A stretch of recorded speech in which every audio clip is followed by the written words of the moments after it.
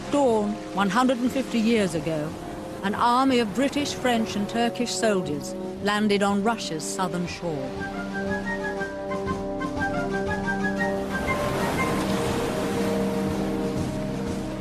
By 12 o'clock, that barren and desolate beach, inhabited by wildfowl only a short time before, was swarming with life. We are an army of occupation at last.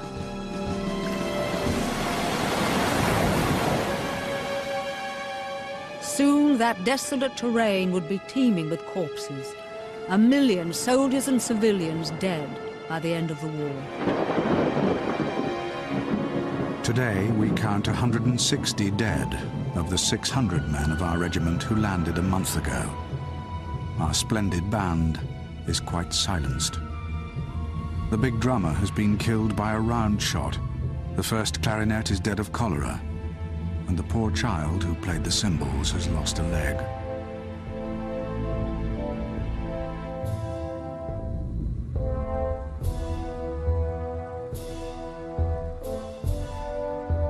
"50 years later, one of Russia's first filmmakers put these old survivors on parade once more.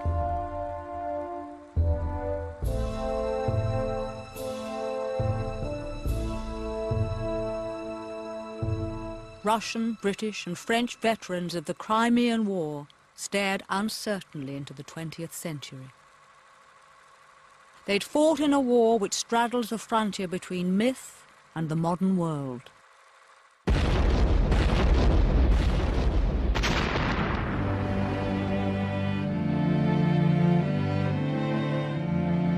These are the men who fought at Inkerman, Alma and Balaclava.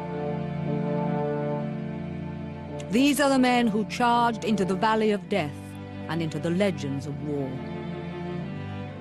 Cannon to right of them, cannon to left of them, cannon in front of them, volleyed and thundered.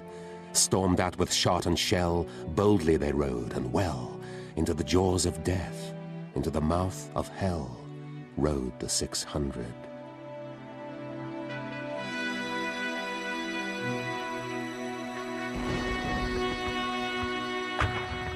But on the front line where the poets didn't go were the first war photographers and war correspondents. This story of the Crimean War is told by the diaries and letters, the paintings and photographs of those who were actually there. The accounts they left make this war unique.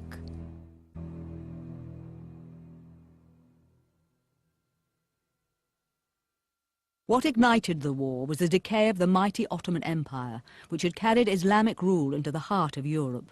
To the north, Imperial Russia waited like a vulture, eyeing its prey. In January 1853, the British ambassador visited the Tsar in St. Petersburg to discover his intentions towards Turkey. The Tsar's reply sounded like an invitation to conspire.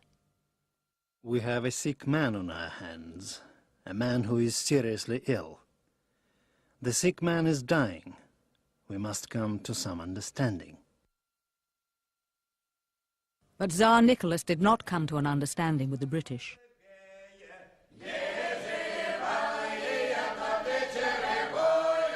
Nine months later, Russian troops crossed the Danube into Turkey's European provinces.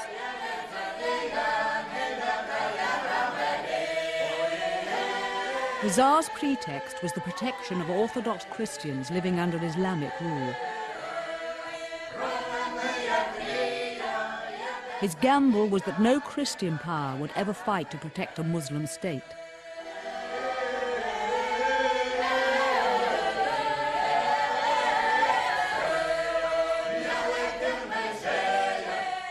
France and Britain suspected the real Russian target was Constantinople.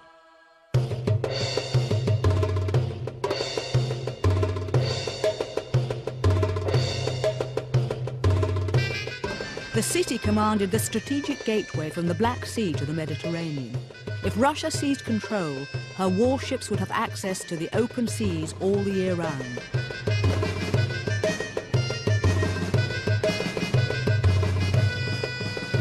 Finally, in November 1853, A confrontation at Sinop on the southern shore of the Black Sea propelled Britain and France towards war. A Russian fleet spotted a Turkish squadron sheltering in port from bad weather. The Russian Admiral Nakhimov launched an attack using a devastating new weapon: explosive shells.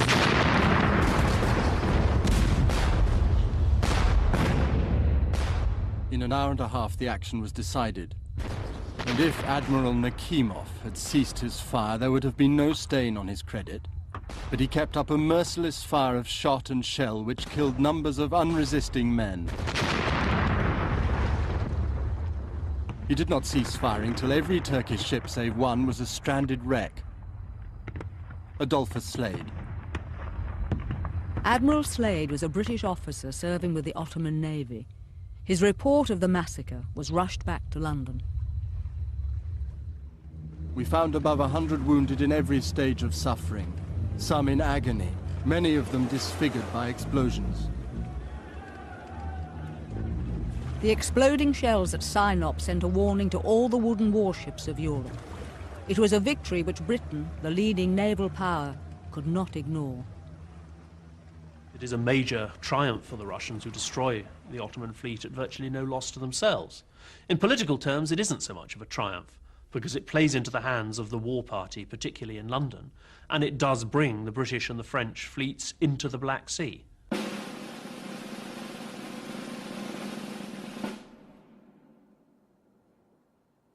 The Russian warships had sailed from Sebastopol, headquarters of Russia's Black Sea fleet. From this moment, Britain's naval chiefs started to make plans for attacking Sebastopol and destroying Russia's naval power. For the British, Sinop was a national humiliation. Britannia's rule over the waves had been called into question by the Russians, the Turkish fleet had been destroyed, and the popular press termed it a massacre.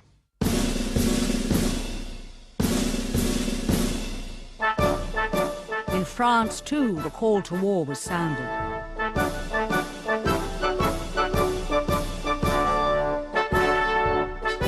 Earlier that year, Napoleon III had proclaimed himself emperor. His ambition was to match the military glory of his uncle, Napoleon Bonaparte.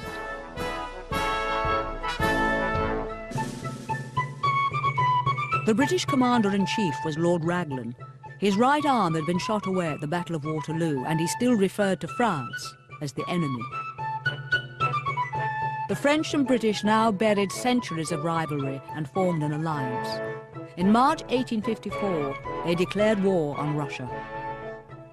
From Glasgow, Birmingham and Norwich, young men were in a hurry to enlist and see some action. Timothy Gowing was one of the first. I was fast approaching my 20th year, a dangerous age to many, and thrilling accounts of war in the newspapers worked me up to try my luck. In marching out of the barracks at Manchester, we could have walked over the heads of the people, who were wrought up to such a pitch of excitement as almost amounted to madness. Cheer, boys, cheer, no more a vital song. And then the band struck up, Cheer, Boys, Cheer, which seemed to have a thrilling effect on the multitude and gave fresh animation to the men. Tomorrow, let's forget the darkness of today. The British army headed for Constantinople to join their French and Turkish allies. This was the city they had come to defend, the crumbling capital of Turkey's Islamic Empire.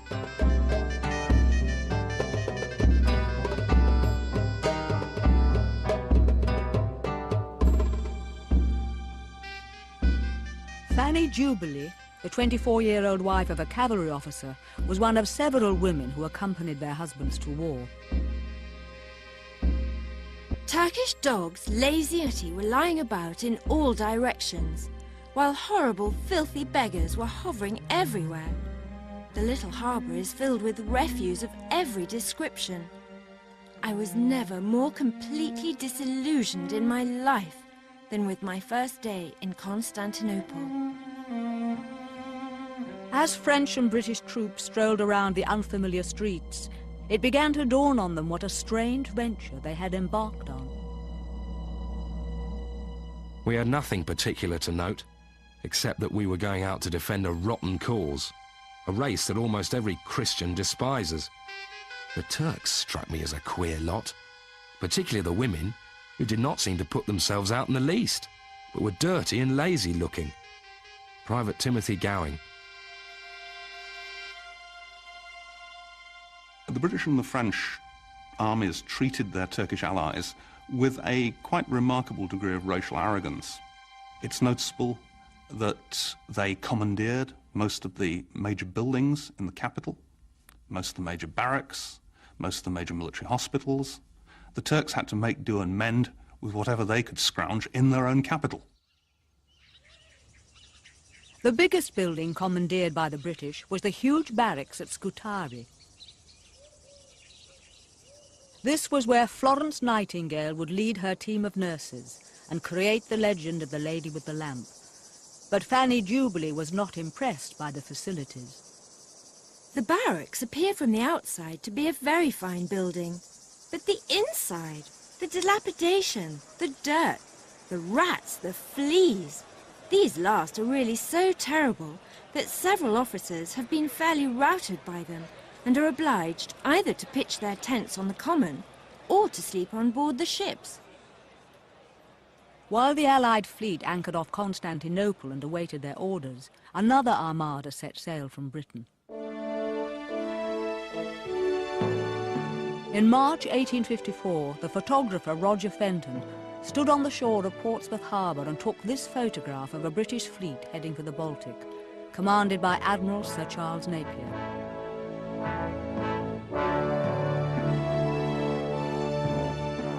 The ocean was Britain's most important battlefield, and the Royal Navy.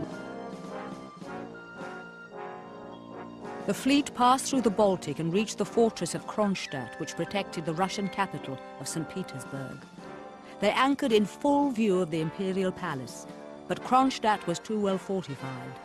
After a close look at the city's defences, the British fleet sailed off in search of an easier target.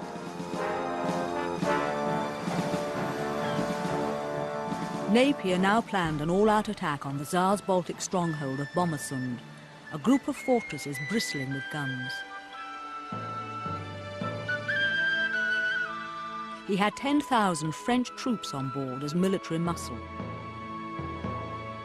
His warships were accompanied by several small boats, battlefield tourists, eager to see some action.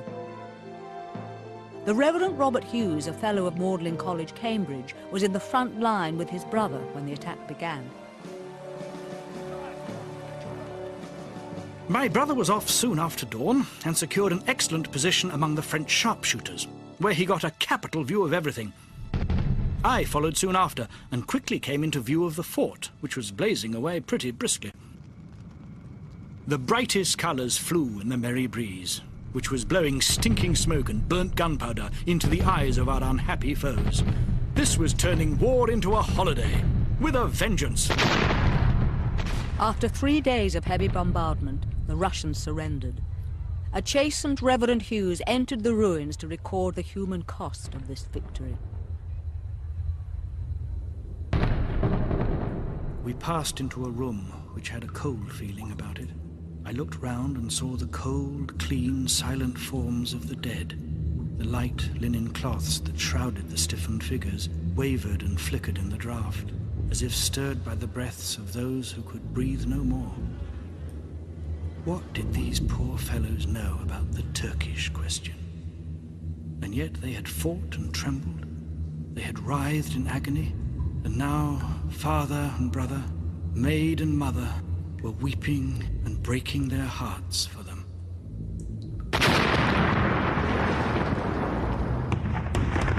The forts of Bomersund were utterly destroyed, but because the Tsar's capital remained unscathed, the British public felt let down. The Illustrated London News wrote sarcastically of how the Baltic fleet with 50,000 men sailed up the seas and then sailed home again.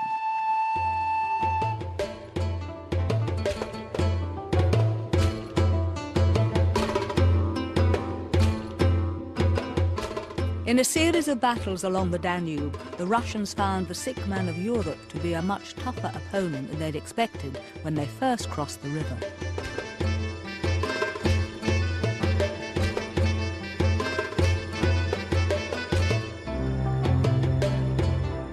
The Ottoman army saw this as a jihad, a holy war against the Russian infidels. Leading them into battle was a renegade Christian from Croatia, who had adopted the Muslim faith and the name of Omar Pasha. In a letter to the Sultan, he sang the praises of his victorious army. In this battle, many Russians were killed, while our imperial army sustained 30 martyrs and 150 wounded.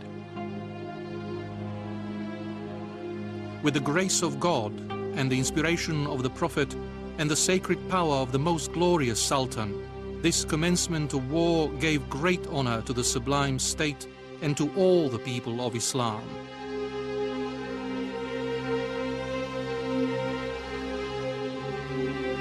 These photographs of Omar Pasha and his men were taken by the world's first war photographer. Karol Zatmari was an artist based in Bucharest who taught himself the new science of photography. He took 200 photographs of the war on the Danube, of which only a handful survived. A faded but unique account of this conflict between Russia and Islam. To photograph the Russian army, Zatmari packed his darkroom into a wagon and travelled along the Danube. Under fire from Turkish artillery, he reached the Tsar's troops on the other side.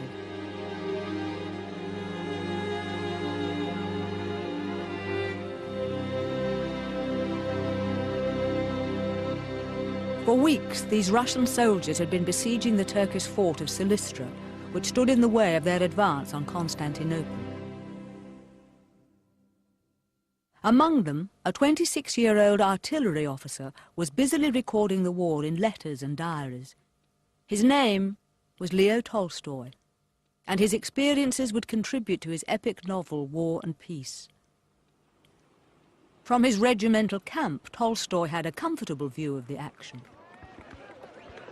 You could see the town, the fortress, and the little forts of Silistra as though on the palm of your hand.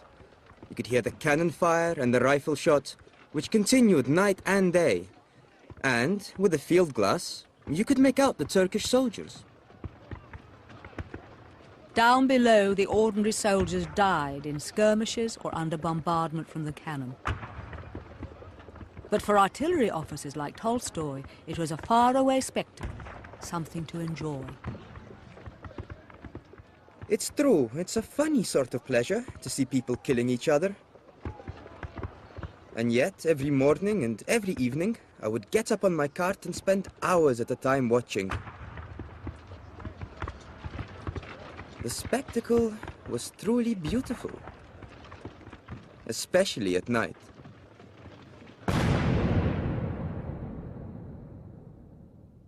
The top priority for the Allies was to relieve the siege of Silistra, so they embarked for Varna on the Black Sea coast. For Private Harry Blishen in the Rifle Brigade, the glamour of war was wearing thin.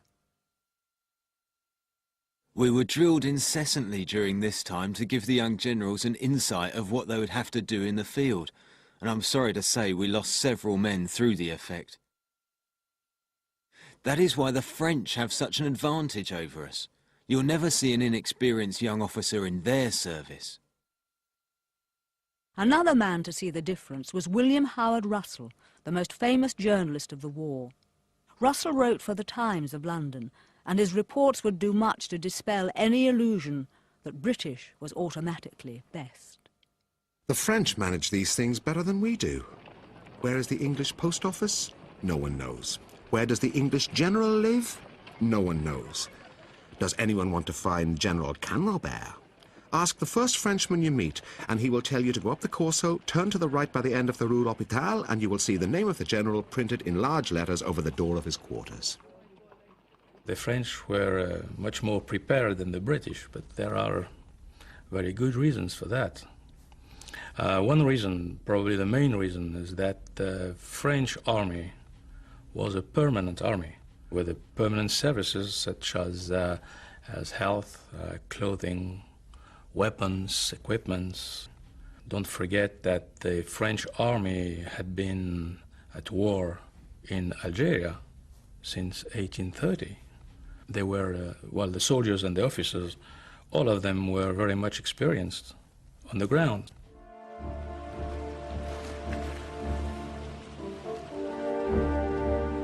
On the Danube, the Russian High Command stepped up the pressure on the Turkish stronghold of Silistra before British and French reinforcements could arrive.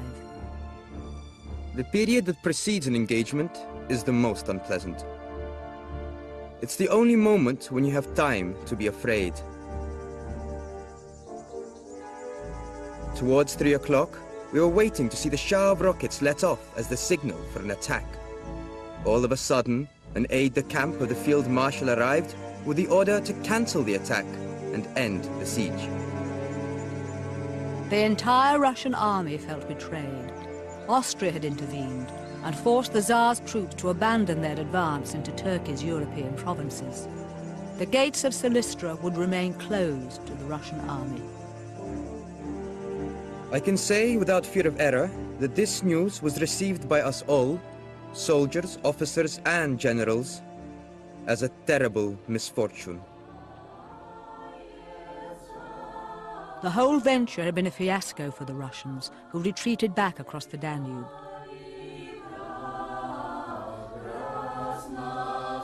They had unleashed events they could not control, a war that would soon engulf their homeland.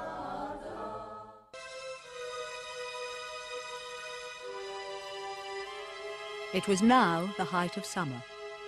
The water was contaminated, and the soldiers were living in cramped conditions which would quickly turn murderous.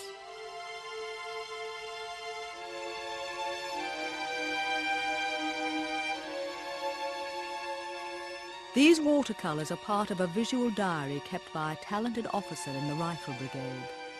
Captain Henry Clifford was 28 years old and came from an aristocratic Catholic family. In August, he reported the onset of the disease all soldiers dreaded.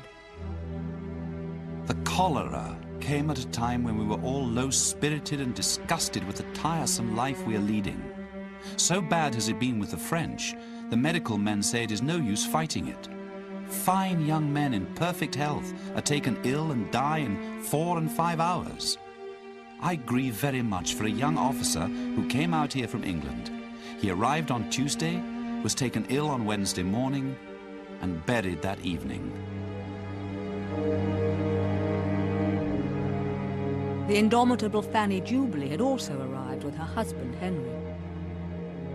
We are encamped on the cholera-stricken grounds just vacated by the Heavy Brigade.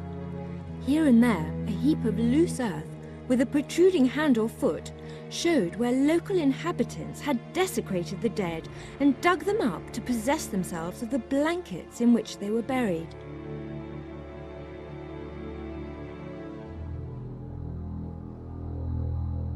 As the cholera struck the army at Varna, it also spread to the sailors on the warships which were offshore. And as sailors died, they were sewn up in canvas bags which were weighted at the bottom and were thrown overboard. But as the bodies decomposed, they rose to the surface and were bobbing up and down as if they were looking at the live sailors still on board ship, which was extremely disconcerting for them. The change in the physical appearance of everybody is most marked. All seem as if a dozen years of hard suffering had been added to their lives. The hospital tents present a ghastly spectacle of suffering beyond all relief by human aid. Our detachment have already begun what is likely to be their chief occupation, burying the dead. Frederick Robinson, Assistant Surgeon, Scots Fusilier Guards. The British and French armies had been at war for 4 months. They had lost 10,000 men, but not a single shot had been fired at the enemy. Finally, the crucial order was given. They would embark for the Crimea to destroy Russia's Black Sea stronghold at Sevastopol. Captain Clifford finished off his watercolours. 1,000 pities our army did not go at Sebastopol on first leaving England, when in rude health and full of spirits and enthusiasm. All of these have vanished. We've been kept in idleness, with hundreds falling around us by cholera and fever, and everyone feels the greatest repugnance to activity of any kind. I hope I may be able to write in a few days and tell you Sebastopol is taken, but I doubt it. So the Allied fleet set sail again, but without any clear idea of where they were going to land. Raglan and the French second-in-command went in Raglan's steam yacht and sailed up and down the coast looking for a suitable place to land. They actually sailed quite close to Sevastopol, close enough so that they could make out officers and men on the forts at Sevastopol, and as the ship sailed by, Raglan and his comrades raised their hats to the Russians on land, which was a courtesy which certainly wouldn't have been repeated in any war since. After exchanging courtesies, the Allied fleet sailed north along the coast. Eventually, Raglan sighted a wide bay with the ominous name of Calamita and gave the order to disembark. At dawn on the 14th of September 1854, this barren shoreline was suddenly crowded with men, including the Times war correspondent, William Howard Russell. From one extremity to the other, bayonets glistened and red coats glinted. The air was filled with our English speech, and the hum of voices mingled with the loud notes of command, the familiar address of Bill to Tom or Pat to Sandy, and an occasional shout of laughter. But the excitement of landing in the Crimea could not conceal the usual bad planning. Amid a gathering of doctors on the beach, I spied my friend Alexander, who was very angry. "Do make a note of this," he said. "They have landed this army without any kind of hospital transport or carts or anything. With all this cholera and diarrhea about, there are no means of taking the sick down to the boats." Nevertheless, the Russians were impressed. The whole of their light fleet was anchored within Calamita Bay, and at night their forest of masts was illuminated with various colored lanterns. The soldiers said, "Behold, the infidel has built another holy Moscow on the waves, comparing the masts of the ships to the church spires of that city." Captain Hodasevich, Tarutin Regiment.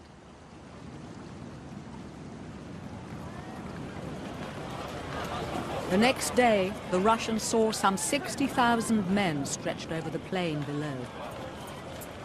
Just 5 days after landing, the Allied commanders decided they were ready to march on Sebastopol and finish the war. After 2 days' march, the Allies settled down to camp for the night. Above the river Alma, a Russian army of 40,000 was waiting for them. Their commander, Prince Menshikov, was so confident of victory that he'd invited Sebastopol's most fashionable set to join him on the heights with champagne, chicken, and opera glasses. They were treated to a spectacle, but not the one they expected. To advance on Sebastopol, the Allied army had to cross the river Alma and ascend the bare hillside under the fire of heavy Russian artillery. It looked impossible, but the Allies had a plan. The crack French troops, the Zouaves, were sent along the coast to scale the cliffs and seize the heights above the Russian army. The attack on both fronts was scheduled to start at dawn. A Zouave called André wrote home about what happened next. The mist spread a wispy veil over us, which concealed us from the enemy. The humidity of the night had slightly numbed us, but we were full of spirit. Suddenly a messenger arrived to request us to call a halt. The English gentlemen were not yet ready to leave, so we would have to await their pleasure. We were not particularly polite about them, let me tell you.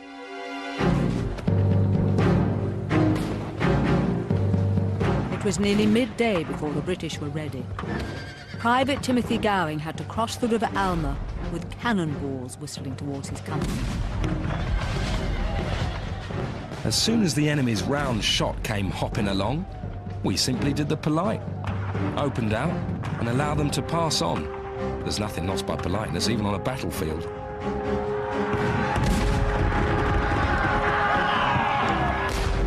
Presently, they began to pitch their shot and shell right amongst us. And our men began to fall. I felt horribly sick. A cold shiver running through my veins.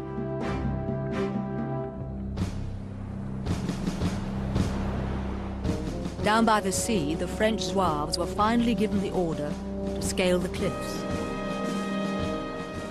So voila, we set off boldly, 250 of us, clambering like cats, urging one another on.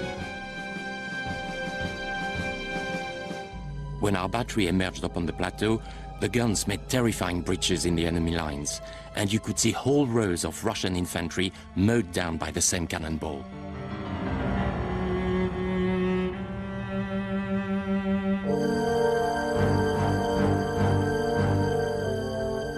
On the main battlefield, Private Gowing and the Royal Fusiliers were advancing straight towards the big Russian guns. We were only about 600 yards from the mouth of the guns. The thunderbolts of war were not far apart, and death loves a crowd. The havoc among the Fusiliers was awful. Still, nothing but death could stop that renowned infantry. We had to fight against tremendous odds. At the top of the hill, our colonel exclaimed when he sounded the assembly, "Where's my poor old Fusiliers? My God, my God." And he cried like a child, wringing his hands.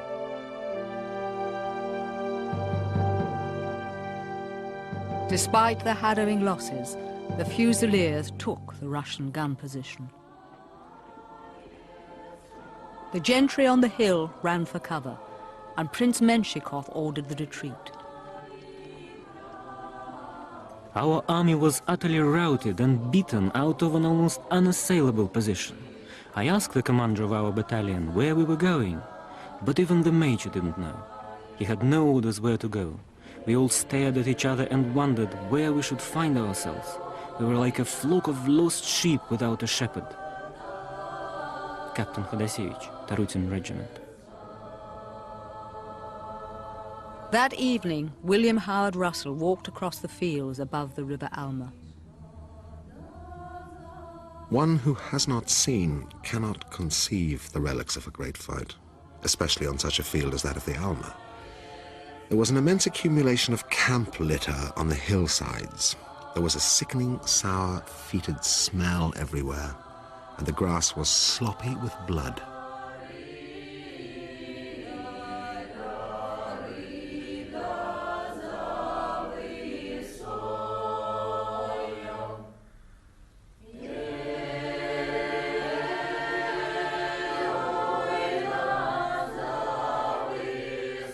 The exhausted troops dispersed.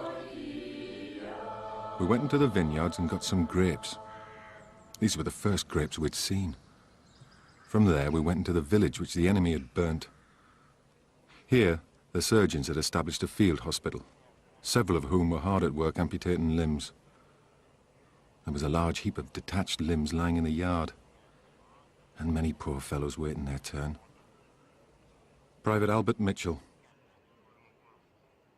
The young soldiers who died at Alma had opened up the road to Sebastopol, but the generals did not take it. They decided to march their army in a different direction, a decision that would lead to hundreds of thousands more deaths on the shores of the Crimea. The Allied army had decided to march around Sebastopol and attack it from the south, using the harbour of Balaclava to bring ashore all the equipment needed to mount a proper siege.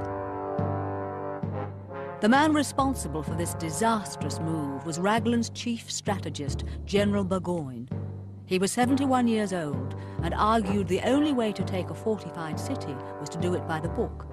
Bring up the big guns and knock down the fortifications. This would take weeks. Some Allied commanders were horrified by this delay. Looking down on Sebastopol, General Sir George Cathcart could see it was an easy target. I'm sure I could walk into it with scarcely the loss of a man, at night or an hour before day. We could leave our packs and run into it even in open daylight, only risking a few shots from their gun positions. We see people walking about the streets in great consternation.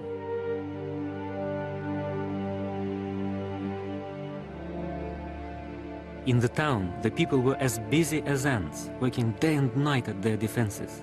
In fact, all seemed to be seized with a kind of panic. Admiral Kornilov appeared to have a power of multiplying himself, for he was everywhere, promising large rewards to all if they could only keep the town. Captain Hodasevich, Tarutin Regiment.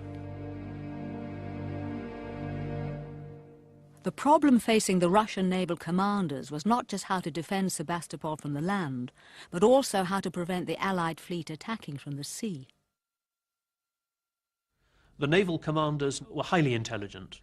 They quickly saw that they had no role on sea once the French and British navies had arrived. The Allies were overwhelmingly superior. So what they did was to sink some of their ships in a way to block a direct Allied naval assault on Sebastopol, and to land most of the crews. And the crews from the naval units, excellently commanded by the admirals, and with morale very high, formed the backbone of the defence. The British and French had travelled 2,000 miles to sink the Black Sea Fleet. Now the Russian Navy had done the job themselves.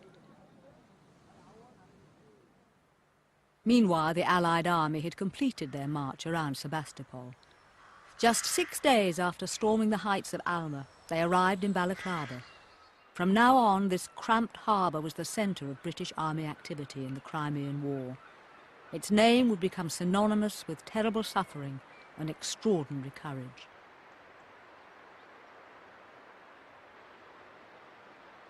For the Rifle Brigade, arriving in Balaclava meant a well-earned rest. I've been sleeping in the open air with my clothes on now for 19 days. Sickness prevails to a great extent, so our company is reduced from 143 to 70. You must tender my kindest love to Sarah and ask her how she would like to see her brother come home with one leg. I fancy I should be a comical fellow. But without joking, I thought I would be shot in 50 places at Alma. It is curious work to be dodging cannonballs all day. I hope I shall be as lucky in the next affair. Your affectionate brother, Harry Blishen.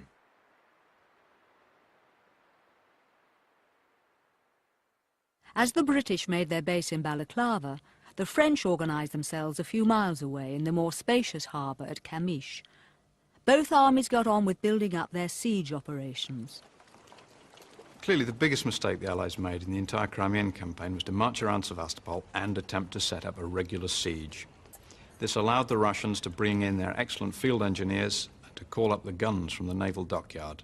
The two armies then set about digging themselves ever deeper into trench systems which look remarkably like the Western Front. The Allies continued to help the Russians by wasting time. It took them 3 weeks to bring their big guns into position. By the time Fanny Jubilee turned up, the British hadn't yet managed to open fire, but they had attracted the attention of the Russian gunners. About 1,000 yards from us lay the forts of Sebastopol. The shot and shell came hissing every 2 minutes. We were standing on the brow of a hill, backed by our magnificent troops and fronting the enemy, the doomed city beneath our feet. It was indeed a moment worth 100 years of everyday existence.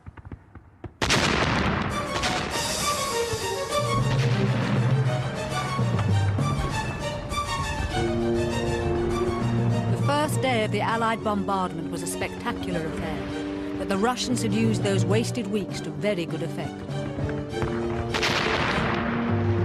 From 6 until 9 a.m. they were hard at it. As fast as our men could load and fire, it was ding-dong hard fighting. At 9 a.m, one of the French magazines went up with a crash. As far as we could see, it was all fair give and take. Sergeant Timothy Gowing. The opening bombardment failed to demolish Sebastopol. Now the initiative swung to the Russians. They decided to counterattack before the Allies could secure their base at Balaclava. Early on the morning of October the 25th, a Russian army of 30,000 descended from the north. Their aim was to cut the line of communication between the siege forces round Sebastopol and the supply base at Balaclava. Fanny Jubilee was asleep on board ship when her husband sent word. A note was put into my hands from Henry. It ran thus: "The Battle of Balaclava has begun and promises to be a hot one. Lose no time, but come as quickly as you can. Do not wait for breakfast."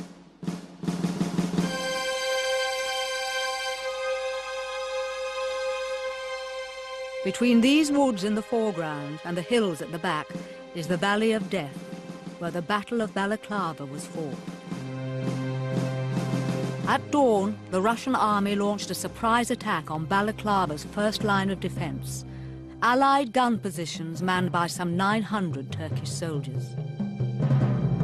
The Turks held out as long as they could before abandoning their guns and fleeing towards the port. Galloping the other way came Fanny Jubilee, heading for the sound of gunfire. The road was almost blocked by flying Turks, vociferating "Ship Johnny," while others came along laden with pots, kettles, arms and plunder. The Russians were by this time in possession of 3 batteries from which the Turks had fled. What's often forgotten is that those Turks, probably less than 1,000 men, had been holding out for a good 2 hours against immensely superior Russian forces. Men like Lord Raglan, the British commander, Russell, the Times correspondent, arrived on the battlefield only at the end of the Turks' 2-hour resistance. And so the initial impression was one simply of the Turks running away. Lord Raglan and his staff climbed the hill above the valley to get a better view of the action. They could see the next line of defence guarding the port of Balaclava, the 93rd Highlanders, commanded by Sir Colin Campbell. He formed them up into a thin red line and gave them their orders as an advance force of Russian cavalry rode towards them. Men, remember there is no retreat from here. You must die where you stand. William Howard Russell watched from above, waiting for the Russians to make a move. The silence is oppressive. Between the cannon bursts, one can hear the champing of bits and the clink of sabres in the valley below.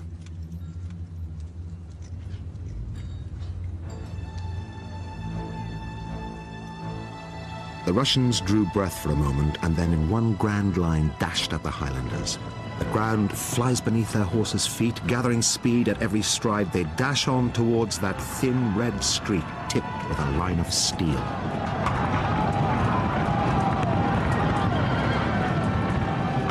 The thin red line had held. The Russian cavalry retreated, and on the hillside, the onlookers cheered the Highlanders. But it was a brief respite. The main force of Russian cavalry was still advancing towards Balaclava. Lord Raglan turned to the Heavy Brigade under the command of General Sir James Scarlett. Scarlett had never been in a battle before in his life. Now he ordered his 300 men to charge uphill straight into 2,000 enemy cavalry. The artist who painted this battle tidied up the scene for the public back home, but William Howard Russell could see it was a vicious struggle. God help them. They are lost, was the exclamation of more than one man. By sheer steel and sheer courage, Enniskillen and Scott were winning their desperate way right through the enemy's squadrons. Then, with irresistible force, like one bolt from a bow, the rest of the Heavy Brigade rushed at the remnants of the first line of the enemy, went through it as though it were made of pasteboard, and put them to utter rout.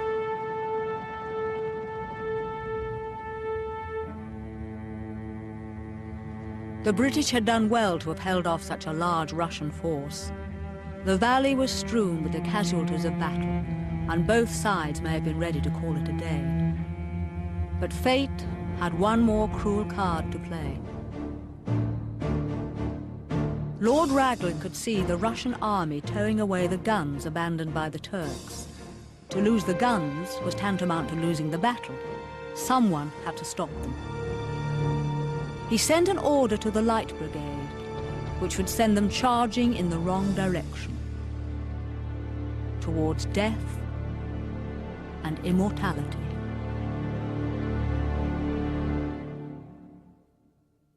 On October the 25th, 1854, a simple bugle call sent 600 men of the British cavalry riding into history. I am Trumpeter Lanford, one of the surviving trumpeters in charge of the Light Brigade at Balaclava. I am now going to sound the charge as was sounded at Balaclava on that very same bugle. The 25th of October, 1854.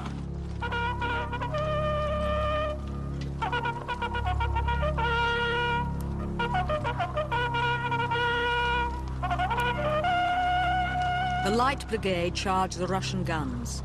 30 minutes later, 1 in 6 of them were dead.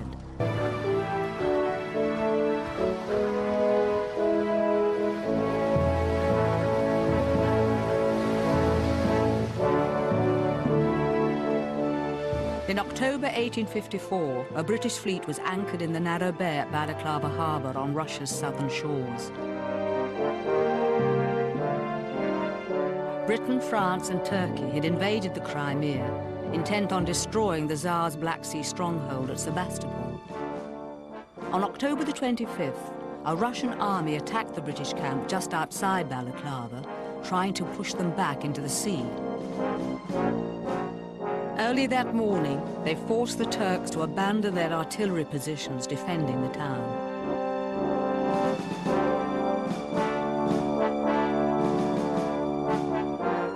From a hilltop just outside Balaclava, the British commander, Lord Raglan, could see the Russians across the valley, dragging away the captured guns. Now, all that could stop them was the cream of the British cavalry, the Light Brigade.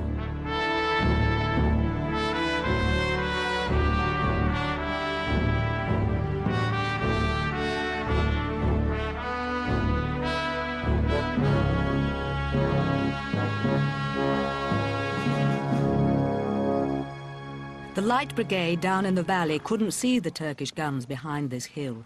The only guns they could see belonged to the main Russian army at the far end of the valley. Cavalryman Albert Mitchell described what happened next.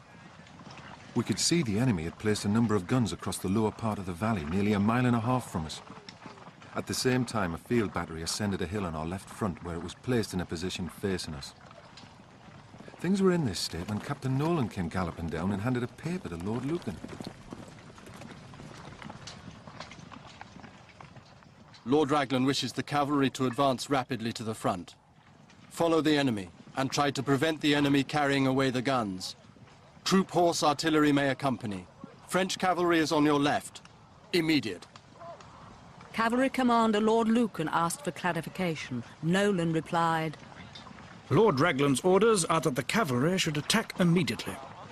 Attack, sir? Attack what? What guns, sir? There, my lord, is your enemy. There are your guns. The brigade was ordered to advance down the valley towards the main Russian position. Raglan's message had been misunderstood. A 34-year-old Irishman, William Howard Russell, the world's first war correspondent, was watching from the hillside. They swept proudly past, glittering in the morning sun in all the pride and splendor of war. We could scarcely believe the evidence of our senses. Surely that handful of men are not going to charge an army in position. Alas, it was but too true. Suddenly, Captain Nolan rode up to Light Brigade Commander Lord Cardigan. Was he trying to redirect the charge? Before he could speak, a shell splinter pierced his chest. Russian guns on both sides of the valley, as well as in the battery ahead, were now pouring a tremendous cannonade on the advancing cavalry. The Allied commanders on the heights could finally see the charge for what it was. Spectacular, but suicidal. They saw perfectly that at the end of the valley there were Russian guns waiting for them. And they thought that it was completely against all the rules of the military art to charge guns this way. So that's why the General Bosquet had this famous words, c'est magnifique, mais ce n'est pas la guerre, c'est de la folie. Madness or not, the Light Brigade was now galloping towards the guns. As we drew near, the guns in our front supplied us liberally with grape and canister, which brought down men and horses in heaps. Up to this time I was going on all right, but missed my left-hand man from my side, and thinking it might soon be my turn, offered up a short prayer. Oh Lord, protect me, and watch over my poor mother. Private Albert Mitchell. Galloping behind Mitchell was Butcher Jack Fahey, still wearing his butcher's apron and wielding his axe. Nearer and nearer we came to the dreadful battery, which kept vomiting death on us like a volcano, till I seemed to feel on me cheek the hot air from the cannon's mouth. At last we were on it. Half a dozen of us leapt in among the guns at once, and I, with one blow of my axe, brained a Russian gunner just as he was clapping the linstock to the touch-hole of his piece. Having smashed through the line of guns at the end of the valley, the Light Brigade were confronted by massed ranks of Russian cavalry. They charged again, until overwhelming numbers forced them to retreat. Lord Cardigan's dashing second-in-command, Lord George Paget, who had kept a cheroot clenched between his teeth throughout the charge, led his men back through the carnage. The Light Brigade now had to run the gauntlet of Russian cannons again, but relief was at hand. A French cavalry regiment, the Chasseurs d'Afrique, had been waiting for an opportunity to help the retreating Light Brigade. They charged the Russian battery on the hillside, forcing the gunners to withdraw. The brigade struggled back down the valley.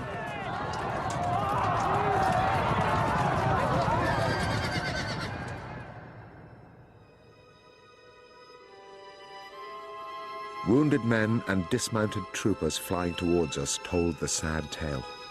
Demigods could not have done what we had failed to do. At 35 minutes past 11, not a British soldier, except the dead and dying, was left in front of these bloody Muscovite guns. William Howard Russell.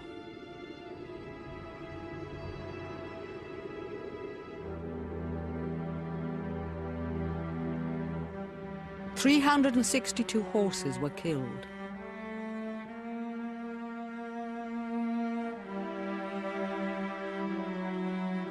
Of some 630 men who charged, 110 were killed in action.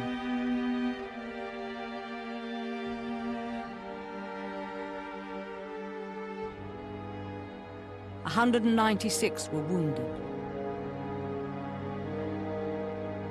and 57 taken prisoner. For the rest of the war, the Light Brigade were to be little more than spectators. But the Russians never forgot the British courage at Balaclava, nor risked another encounter with their cavalry.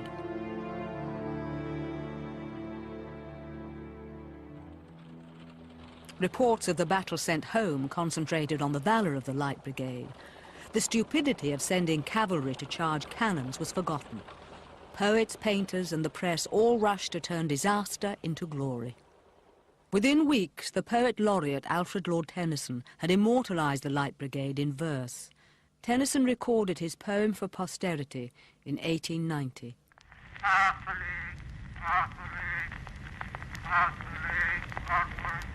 All in the valley of death rode the 600. Forward the Light Brigade. Was there a man dismayed? Not though the soldier knew someone had blundered. Theirs not to make reply, theirs not to reason why, theirs but to do and die. Into the valley of death rode the 600. While Tennyson was writing his poem at home, a Scottish painter and illustrator, William Simpson, had arrived in the Crimea. The Battle of Balaclava had taken place before I arrived, but it was necessary for me to give pictures. I could easily make sketches on the ground, but I had to trust to those on the spot for a description of the events. The most important eyewitness Simpson consulted was the Light Brigade commander, Lord Cardigan. but it took several visits to his yacht in Balaclava harbour before the artist's third sketch met with Cardigan's approval. I went on board a third time and was rewarded with the warmest praise and was able to send it home with the expression of Lord Cardigan's highest admiration.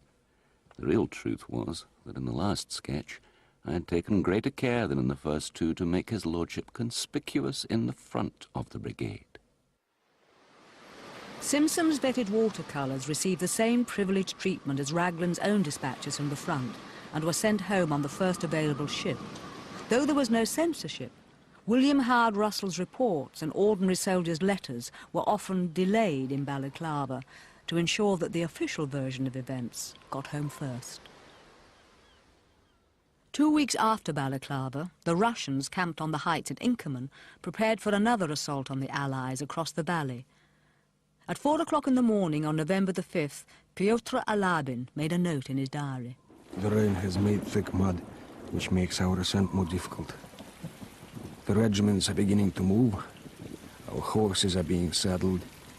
We put the samovar on the embers of the fire and drank our fill of tea, perhaps for the last time. The regiments are standing at attention. It's time to close my diary. And will I ever open these precious pages again? The Russian plan was to steal across the river at dawn and advance up the hill to attack the British batteries, while a continuous barrage from inside Sebastopol distracted the French. Once again, the British were unprepared. Russian guns were devastating the British camp before the Allies even knew what was happening. The men of the division had just returned off trench duty, and some were preparing breakfast. Others enjoying a short sleep, but were soon aroused by a rough salute from the enemy's guns ploughing up the ground and tearing the tents down about their ears, and the poor fellows, half of them naked under the blankets. Sergeant Richard Barnum, 2nd Division.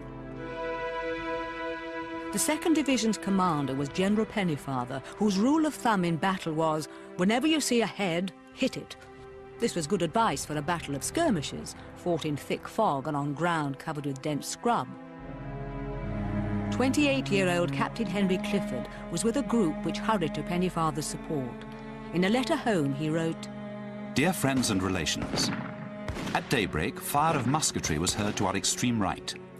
On reaching the ground of the 2nd Division, it was evident from the roll of musketry the enemy was in great force and had driven back our pickets.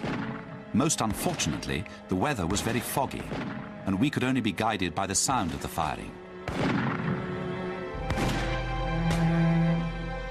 Suddenly, Clifford saw a large group of Russians emerging from the fog, only 15 yards away. It was a moment or two before I could make General Buller believe they were Russians. In God's name, I said, fix bayonets and charge. He gave the order, and in another moment we were hand to hand with them. I drew my sword and cut off one man's arm who was in the act of bayoneting me, and a second, seeing it, turned round and was in the act of running out of my way when I hit him over the back of the neck and laid him dead at my feet. I saw one poor fellow's head carried away by a shot, and some 10 or a dozen blown into the air by a shell.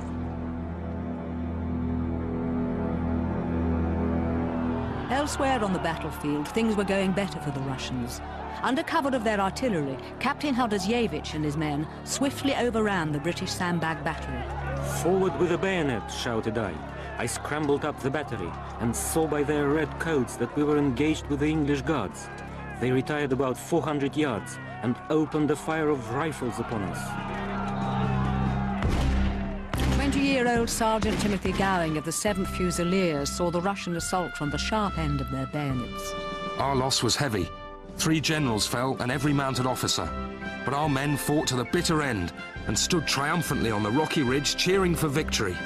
The Guards, all must admit, set a glorious example, for if they had to die, they acted upon the old 57th motto, let us die hard. Early that morning, when General Bosquet first heard firing, he had offered French assistance to General Cathcart and Lord George Brown.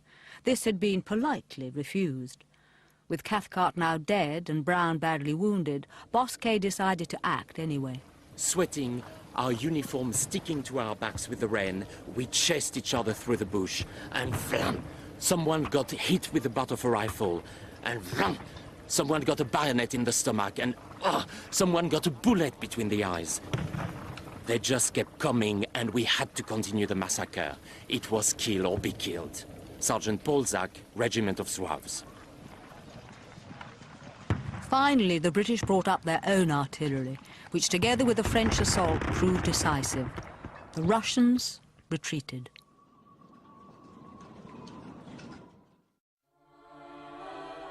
The following day, Captain Clifford, who painted these watercolours, came across one of the Russians he had wounded during the battle. This morning, as I passed the Russians, prisoners and wounded, a man amongst them ran up and called out to me and pointed to his shoulder bound up.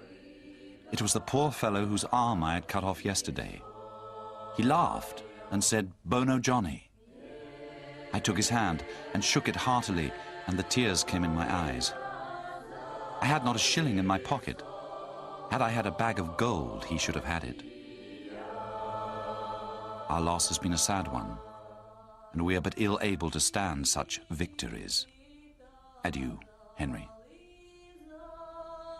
The Allies' victory at Inkerman had taken them no nearer Sebastopol, but had inflicted horrendous casualties on both sides, for which the medical staff and facilities were to prove utterly inadequate.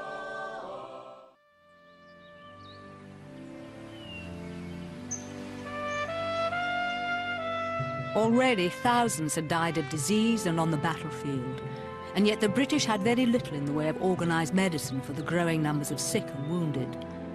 The French army had uniformed vivandières, at least one to each regiment. The vivandières looked after the rations and repaired the men's clothes, as well as tending the sick and wounded. The British had no equivalent. Each regiment had been allowed to bring out 6 wives per 100 married men, but such women were neither uniformed, trained, nor paid. Some managed to eke out a living doing laundry, but many ended up needing nursing themselves. Fanny Jubilee, the 24-year-old wife of a well-to-do cavalry officer, was shocked at the British situation. We have no ambulance wagons. They are nearly all broken down, or the mules are dead, or the drivers are dead or dead drunk, as well one as the other as far as usefulness goes. But one woman in London who had been following the war in the press was determined to do something to help. Florence Nightingale was the 34-year-old manager of a women's hospital in Harley Street, London. She wrote to the government proposing a private expedition to Scutari. She was quickly appointed superintendent of the female nursing establishment of the military hospitals in Turkey, and 38 nurses were selected to accompany her to the barracks hospital. The British medical authorities had given the hospital a clean bill of health. Nightingale was unconvinced. Barrack Hospital, Scutari, 25th of November. When we came here, there was neither basin, towel, nor soap in the wards, nor any means of personal cleanliness for the wounded, except the following. 30 were to be bathed every night, but this does not do more than include a washing once in 80 days for 2,300 men. The consequences of all this are fever, cholera, gangrene, lice, bugs, fleas, from the using of one sponge in many wounds. With the funds at her disposal, she bought soap and basins and organised the complete cleaning of the hospital. Every day she paced the miles of corridors, then returned to her room writing letters full of new requests to the authorities at home. January the 8th, 1855. The fact is that I am now clothing the British Army. The sick were re-embarked at Balaclava for these hospitals without recovering their kits, also half naked besides. And when discharged from here, they carry off, small blame to them, even my knives and forks, shirts, of course, and hospital clothing also.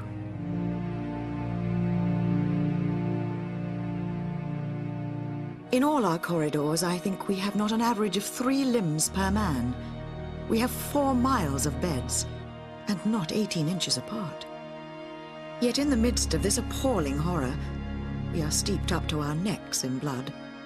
There is good. As I went my night rounds among the newly wounded, there was not one murmur, not one groan. The strictest discipline, the most absolute silence and quiet prevailed.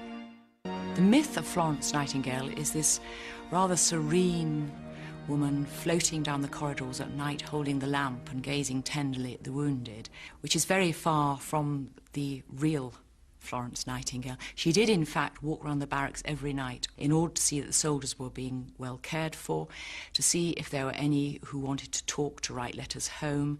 She took a very close interest in them, but she wasn't this ethereal figure. She was a very practical woman. She liked to do some nursing, but that she knew that that was not what her great skill was. She was able to cajole and threaten the orderlies so they kept the place clean in a way it never had been before. She was able to persuade the doctors that they had thought of the changes themselves. She was above all a brilliant administrator. As cleaning became the nurse's main duty, Welsh nurse Elizabeth Davis was one of several who felt they could be more useful in a strictly medical role nearer the front. Against Florence's wishes, she left Scutari and went to Balaclava. One soldier there had been wounded at Alma by a shot which passed through his left breast above the heart and came out below the shoulder blade. His wound had not been dressed for 5 weeks, and I took at least a quart of maggots from it. From many other patients, I removed them in handfuls. When the wounds were regularly attended to, these men soon got well.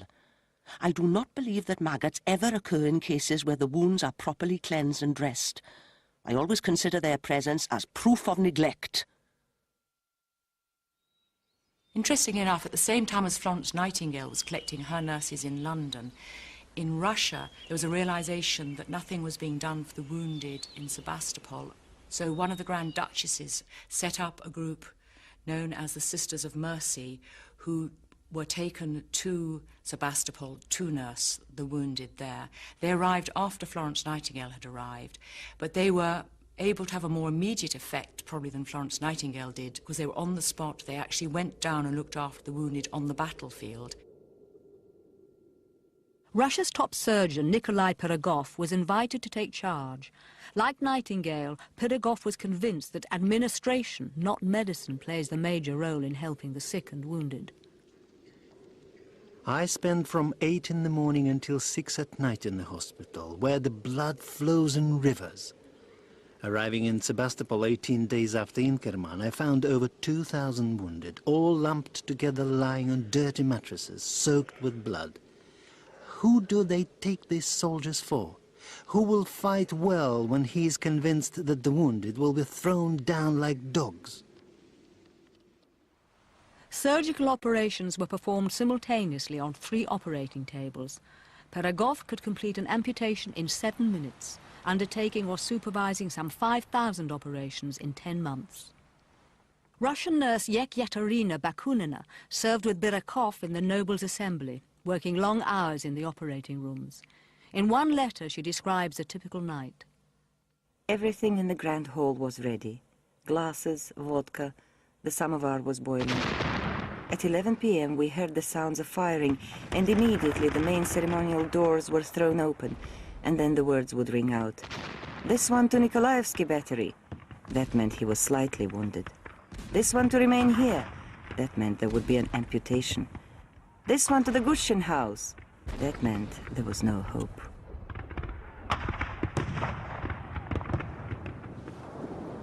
But bullets, bayonets and shells were not the main killers of the war. Having successfully fought off 2 attempts to force them back into the sea, the British felt secure in the natural harbour of Balaclava. But they had reckoned without the weather.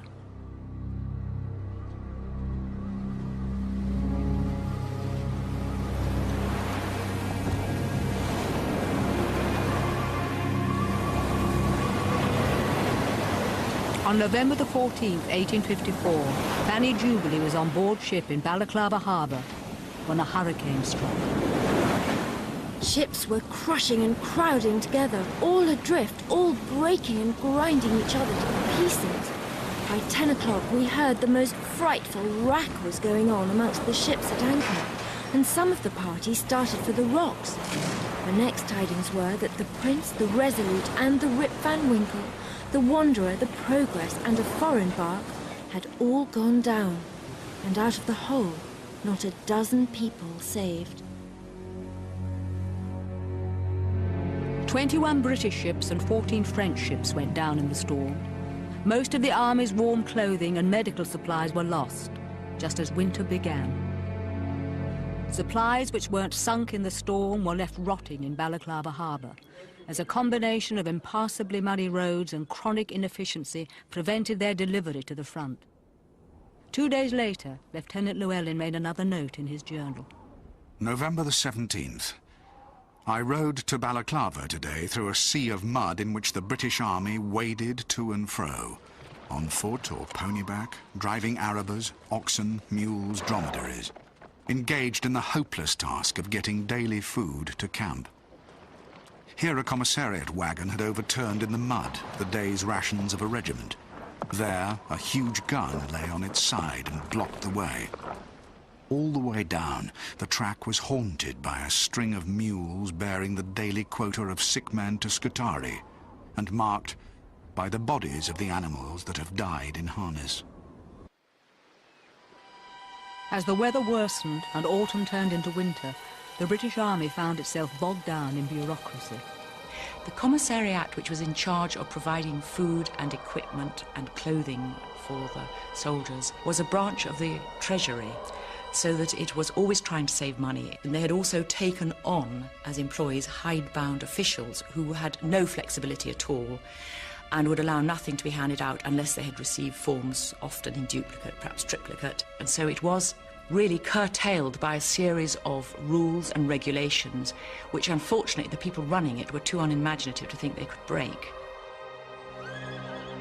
With animal fodder among the supplies left to rot in Balaclava harbour, the starving horses were reduced to eating each other's tails. For the men without adequate rations or warm clothing, trench duty was a nightmare in the long hours of sniper fire and occasional shelling. December the 6th. Today we count 160 dead out of the 600 men of our regiment who landed a month since. The men have been 5 nights out of 7 in the trenches. All the regiment not incapacitated by sickness went into the trenches last night. Returning this morning, they were at once, and without breakfast, sent down to Balaclava on fatigue to carry up bags of biscuits on their backs, whence they are now returning just in time to go into the trenches again tonight. Our men are being worked and starved to death. Their feeble stomachs reject the ration of greasy pork, and we have never got the sugar, rice or vegetables to which we are entitled. Take with this that the men are usually wet through, that their clothes are torn to pieces, and their wretched government boots soleless, and we have sufficient reason for the death rate. Lieutenant Richard Llewellyn.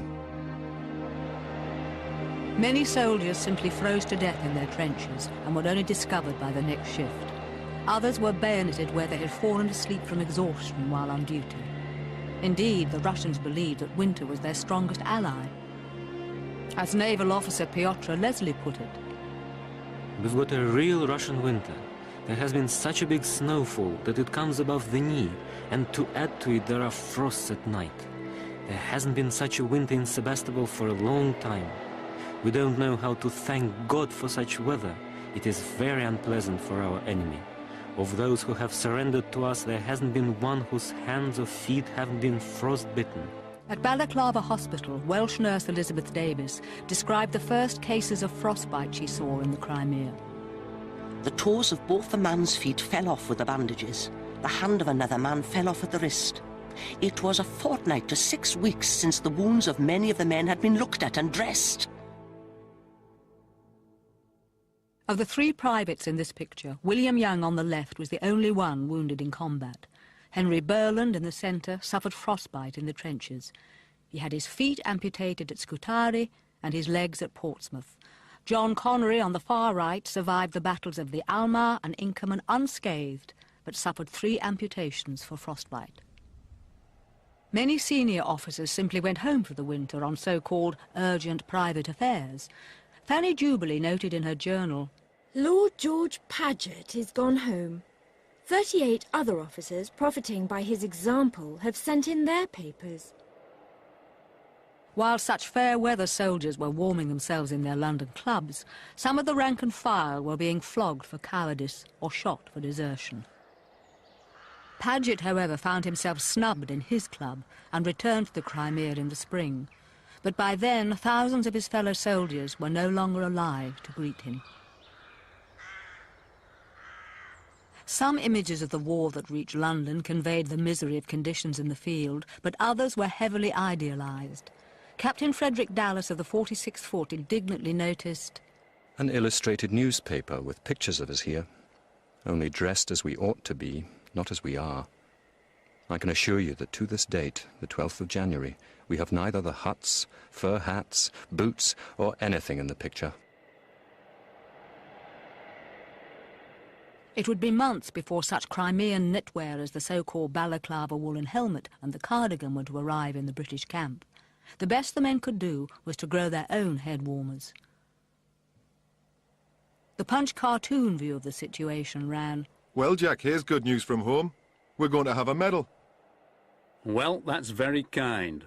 Maybe one of these days we'll have a coat to stick it on. As conditions and morale declined, Captain Dallas watched the British commanding officer with contempt. Lord Raglan rode up on a sleek horse a day or two ago, and all he remarked was, "The artillery horses appear insufficiently clad." God forgive him. 2 months ago, he could have got as many ships as he wished and loaded in with wood, with mules from Constantinople, with forage, with in fact every preparation for fighting against winter. But no, nothing was done. He rides rarely through the middle of the camp. The soldiers don't know who he is, and the officers run away to avoid having to salute him. The winter conditions were nobody's fault, but the commissariat were supposed to provide rations and warm clothing, and had they done so, the effects of the winter would have been very, very much less severe than they were. The responsibility was with the Commissary General, Filder, and behind him, of course, was Raglan, and Raglan must take the ultimate responsibility. There's no doubt in my mind that if the Duke of Wellington had been alive and had been Commander-in-Chief there, then Filder, the Commissary General, would have swung from the gallows. If Raglan couldn't see the problem, the Times could. "The noblest army ever sent from these shores has been sacrificed to the grossest mismanagement. Incompetence, lethargy, aristocratic hauteur, official indifference, favour, routine, perverseness and stupidity reign, revel and riot in the camp before Sebastopol, in the harbour of Balaclava, in the hospitals of Scutari, and how much nearer home we do not venture to say." In London, the failure of aristocratic management in the Crimea was seen as a metaphor for the failure of aristocratic management of government generally, and the Times threw its weight decisively behind a campaign to get rid of the current government. This culminated in January 1855 in a vote of confidence in the House of Commons. The government was so heavily defeated that the result was greeted not with the usual cheers and rattling of papers, but merely nervous laughter. British officers and men were more critical of their commanders in the field, as Colonel Charles Ash Wyndham wrote to his brother. "I shall be surprised if I see the generals in authority now in the Crimea handed down to posterity as anything but a comfortable, easy-going, gentleman-like set of do-nothings who are only fit to scribble a dispatch to the Secretary of War. If this weather lasts a fortnight, this army is ruined, absolutely." Having seen his regiment decimated, Lieutenant Richard Llewellyn himself fell ill, and in March 1855 was shipped home and resigned from the army. Inside the cupboard of the journal he had kept during the campaign, he scribbled one final note. The destruction of my regiment, which was effected during the months of November, December, January and February, was not owing to any shortcoming on the part of the regiment. It was a case of murder.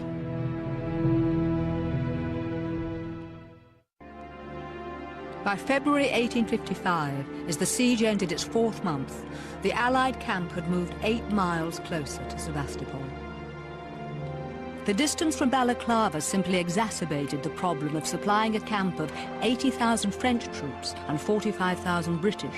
But as the commissariat failed to meet the needs of this huge army, once again, middle-class professionals back home came up with a solution.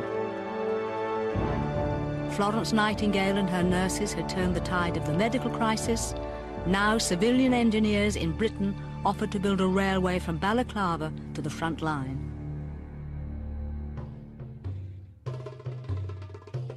The Turks provided 200 Montenegrin and Croatian labourers from the far-flung outposts of their Ottoman Empire to prepare the ground.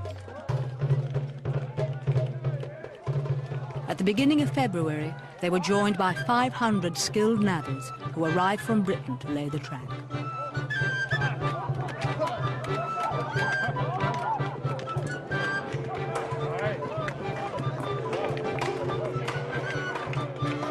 Soon Russell was reporting huge progress. The navvies are working away heartily, pulling down the rackety houses near the post office at Balaclava so as to form the terminus of the Grand Crimean Central Railway, with branch line to Sebastopol. They have landed a large quantity of barrows, beams, rails, spades, shovels, picks and other materials. On February the 8th, the navvies started to lay the first rails. I was astonished to see the progress of the railway. The navvies work famously and do more work in a day than a regiment of English soldiers do in a week. To be sure, the navvies have yet in them the stamina of English living, which has long since been worked out of our poor fellows. Captain Henry Clifford. On February the 23rd, the first load of commissariat stores was carried from Balaclava to the British camp. A fortnight later, the photographer Roger Fenton arrived in Balaclava. Fenton was the 36-year-old son of an MP and a founder member of the Royal Photographic Society. On reading of the war, he was keen to go and see for himself. I resolved to go at once to the front and take Sebastopol by photography.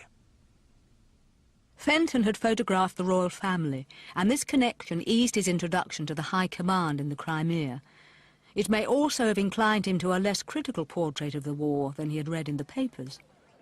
Everything seems in much better order than the Times led me to expect. There's great activity with the railway workers. Here, a stationary engine is being erected to drag bricks up the hill, where the road is at present steep, and huts are growing up very fast for the timekeeper and workmen. Among the supplies belatedly arriving in the camp was winter clothing. Fenton persuaded some of the officers to dress up in it for his camera.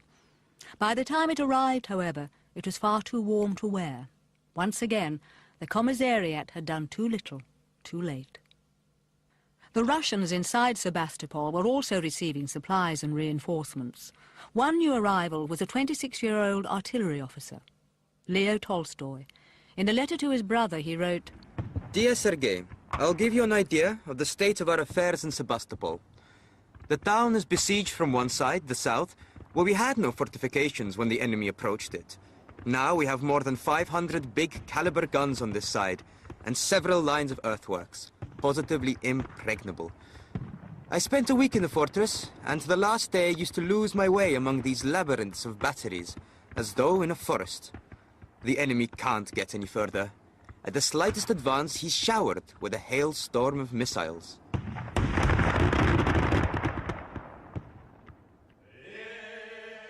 The siege never succeeded in completely cutting off Sebastopol, and a second Russian army hovered nearby, harassing the Allies and keeping supply lines to the city open. Russian sailors, their ships sunk to blockade the Allied navy, helped man the city's defences. Lieutenant Captain Piotr Leslie looked confidently at the enemy outside the city walls. We now have 2 Sebastopols, and there isn't much difference between them. The other Sebastopol has even outdone the real Sebastopol. If the newspapers are to be believed, a railway has been built there. But from our heights you can't see it yet. And how marvelous it will be when we drive them away, and the railway and wooden huts remain in our hands. Outside the city, Roger Fenton was equally envious of the Russian defences. Up to the present time, the Russians have decidedly the best of it. That is the siege, though whenever they attack, they lose heaps of men. Every morning sees some fresh work commenced or finished by the Russians. Sometimes a new rifle pit is finished in the night, sometimes 2 or more are connected together by a trench so as to form a kind of advanced battery. Often between attacks, a burial truce was arranged, so that the no-man's land which separated the 2 front lines could be cleared of the dead and dying.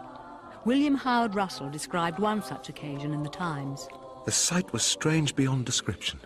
French, English and Russian officers were walking about, saluting each other courteously as they passed, and occasionally entering into conversation, and a constant interchange of little civilities, such as offering and receiving cigar lights, was going on in each little group.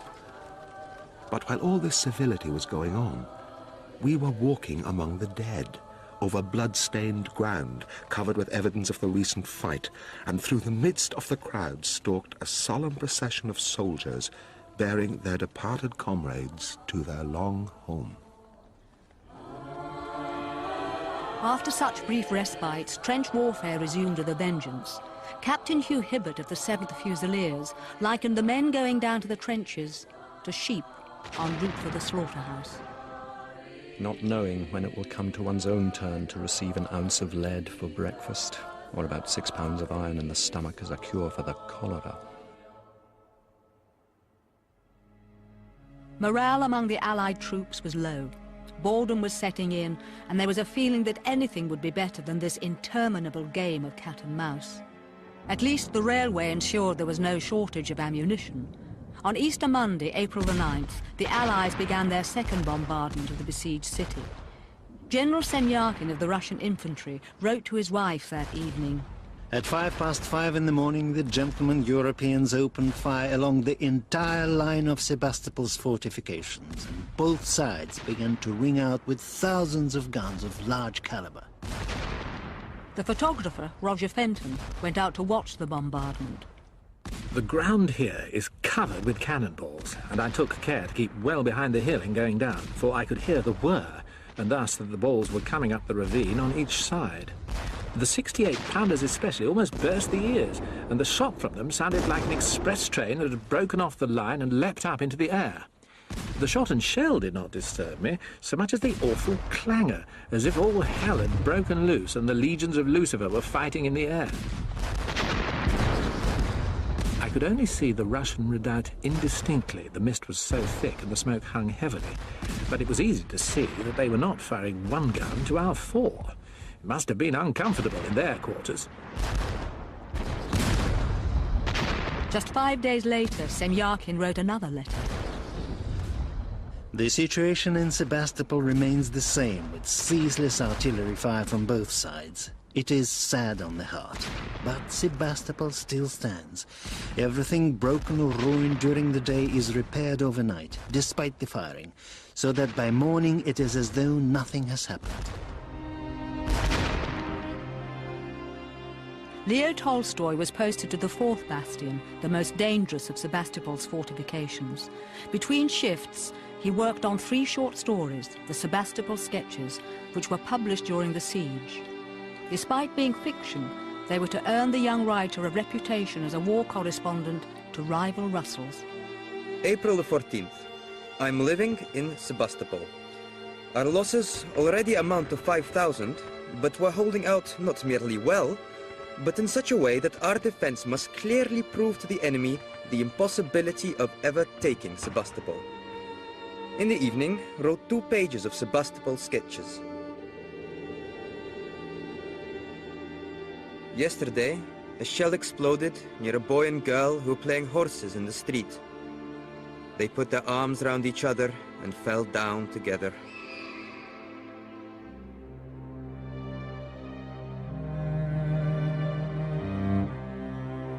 The war had become a stalemate. Sebastopol had been under siege for 6 months with no end in sight for either side.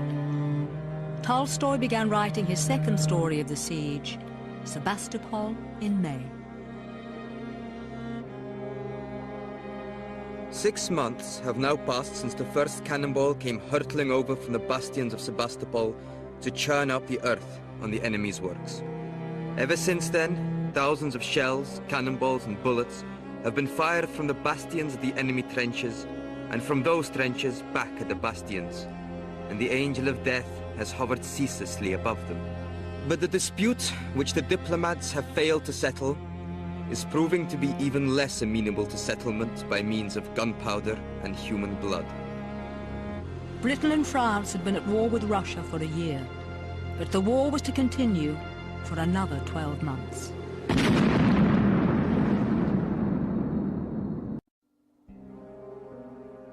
In May 1855, 3 armies, British, French and Turks, were encamped on the plains of the Crimea in southern Russia. They had left home thinking it was going to be a short war. But now, 8 months after landing, they knew otherwise, and they longed for home. In September 1854, the Allied armies landed at the southern outpost of the Russian Empire in the Crimea. 8 months later, they were still there, camped outside the Russian naval base of Sebastopol. They had laid siege to the city, but had never cut off its main supply routes from the Russian heartland. They were weary and demoralized, and no closer to taking what they had come for, the base of the Russian Black Sea Fleet. There is not a man who goes into the trenches who would not give his vote for an assault. For independently of the little value they place on their lives, our men are dead tired of the trench duty and the everlasting doing-nothing state of existence they live in. Captain Henry Clifford felt the frustration of the men. They were making no progress, and their half-hearted bombardments were getting nowhere. While Sebastopol's supply routes remained open, the Russians had access to men and ammunition. And in fact, for one young officer, life under siege was the most agreeable time that I've ever had. I go on duty at the Bastion for 4 days, and then I'm free for 12 days. I have very elegant accommodation with a piano, looking out onto the boulevard, where there are promenades and music every afternoon. I have a lot of good friends. The weather is superb, and I've begun to bathe in the sea. Count Leo Tolstoy found Sebastopol life perfect for exercising his literary talent. As the author of Sebastopol sketches, Leo Tolstoy brought stories of the war into the homes of the educated Russian classes. The constant charm of danger, and my observations of the soldiers I'm living with, the sailors, and the very methods of war are so pleasant that I don't want to leave here, especially as I would like to be present at the assault, if there is one. There could be no question of an assault until Sebastopol's defences had been weakened.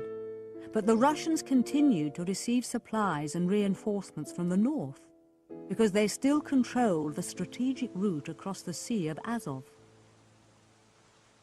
The Sea of Azov was critical to the Russian position in the Crimea.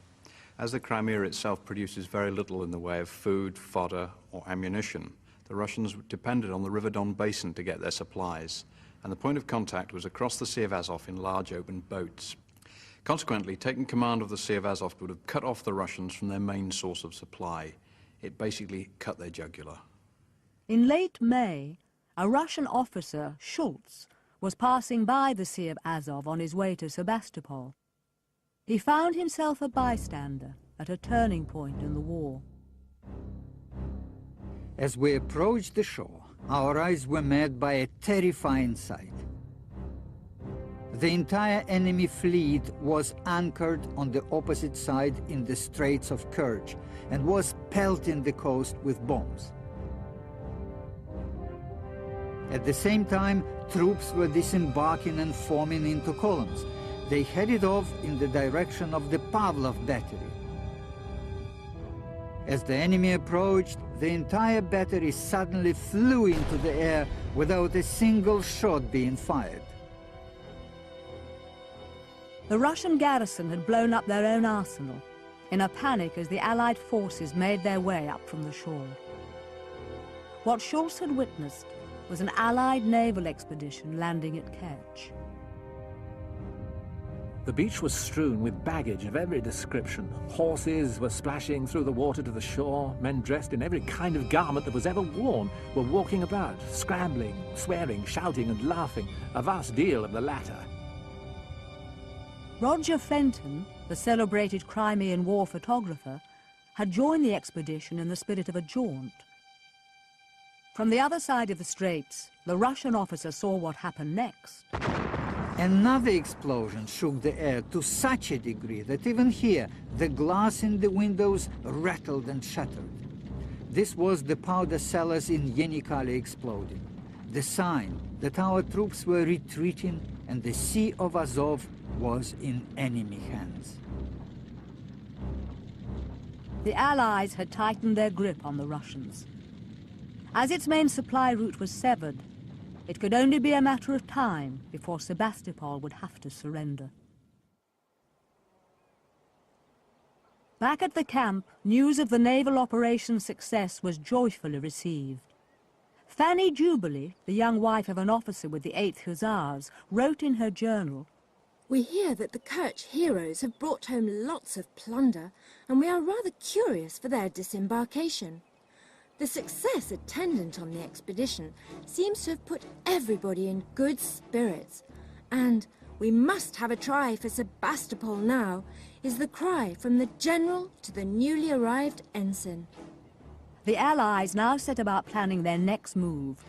Sebastopol had two main strongholds, the Malakoff Tower and the Great Redan. The Russians had thrown up two works to protect these key positions, and the Allies now divided their targets to capture them. At long last, Lieutenant William Young of the 49th was to see action. Well, yesterday about 2 o'clock we heard that 200 of our men were to take the pits in front of the Redan, and so we ordered our dinners as we had to fall in at 4 o'clock. The pits in front of the Redan were known as the quarries. The British were to attack here. The French were to take the Mamelon there, the works which protected the Malakoff. The attack was set for the 7th of June. It was to be the prelude to the grand assault on Sebastopol itself. The Allied commanders at last felt confident enough to pose for posterity. Roger Fenton, safely back from Kerch, had been rewarded for his patience, as he wrote to his sponsor. William Agnew, Monday, June the 4th, 1855. I am now at headquarters taking a few portraits I'm yet in want of. Lord Raglan gave me a sitting this morning, and I've obtained a very good likeness of him. General Pelissier, with whom I breakfasted this morning, is coming the day after tomorrow at 5 in the morning. It is impossible to work after 9 or 10 from the intense heat. I should be away if it were not for these great guns, each of whose portrait has to be fairly hunted down. On the morning of the attack, the great guns posed together.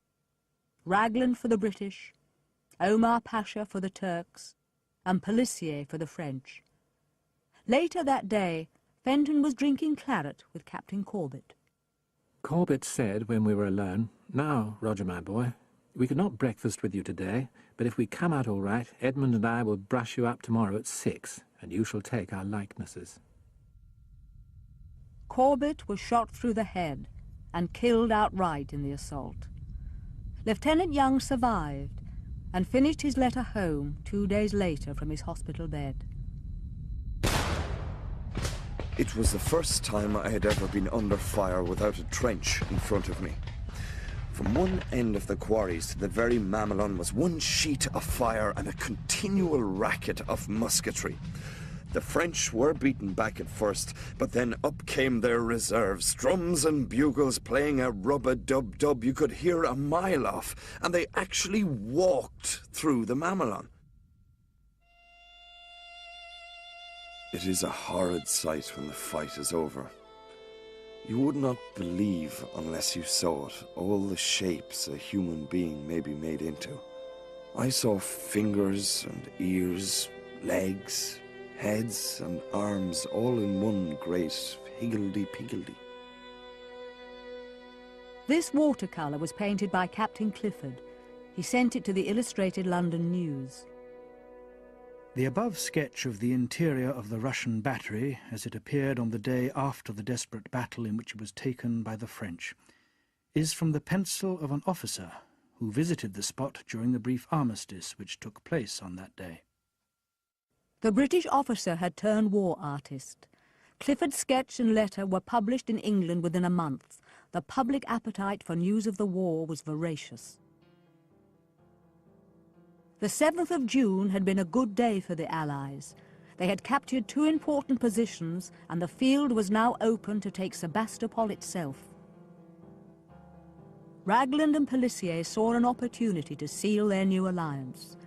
They would mark the 40th anniversary of the Battle of Waterloo by storming Sebastopol.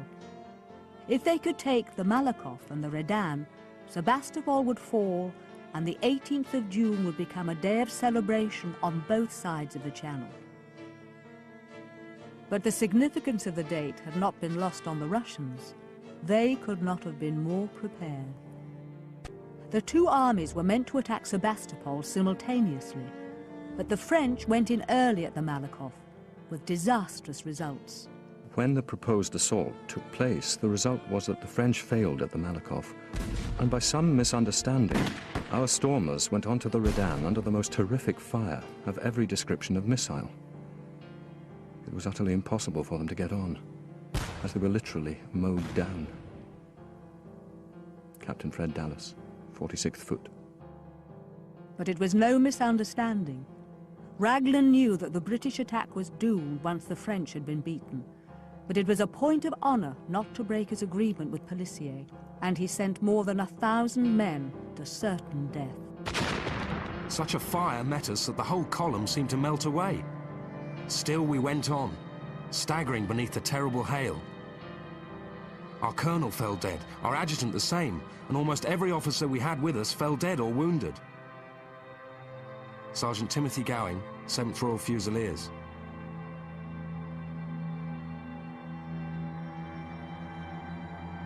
Our loss is not yet known, but the proportion of officers was immense. Sir John Campbell, who led the stormers, fell one of the first. Poor Colonel Yeh of the 7th was killed.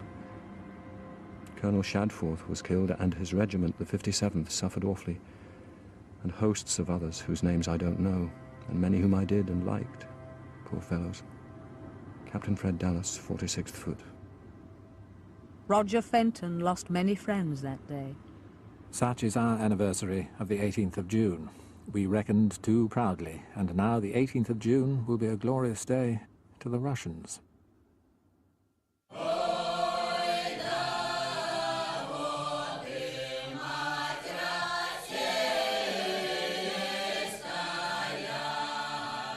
There was no armistice for burying the dead until 4 o'clock the next day. The Russians had waited a cruelly long time to answer the Allies' flag of truce.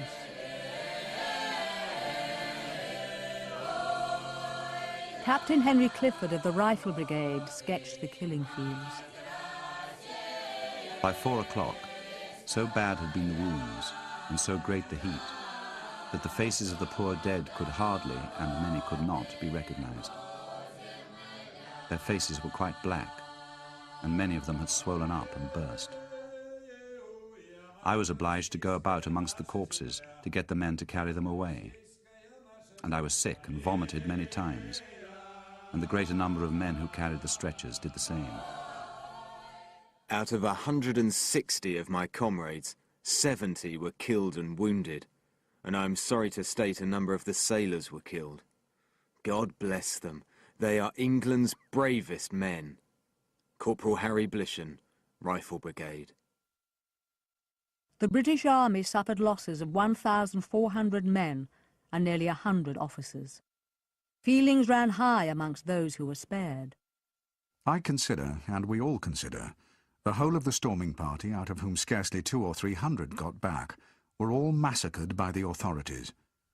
The Russians, at the armistice for burial of the dead, paid us the compliment of calling us lions commanded by asses. Lieutenant Colonel Strange Jocelyn, Scots Fusilier Guards. Even before this fatal blunder, Lord Raglan had said that he would be stoned to death in the streets of London, were he ever to return. He was haunted by this final tragic error. Within 10 days, as cholera swept through the camp again, he was dead.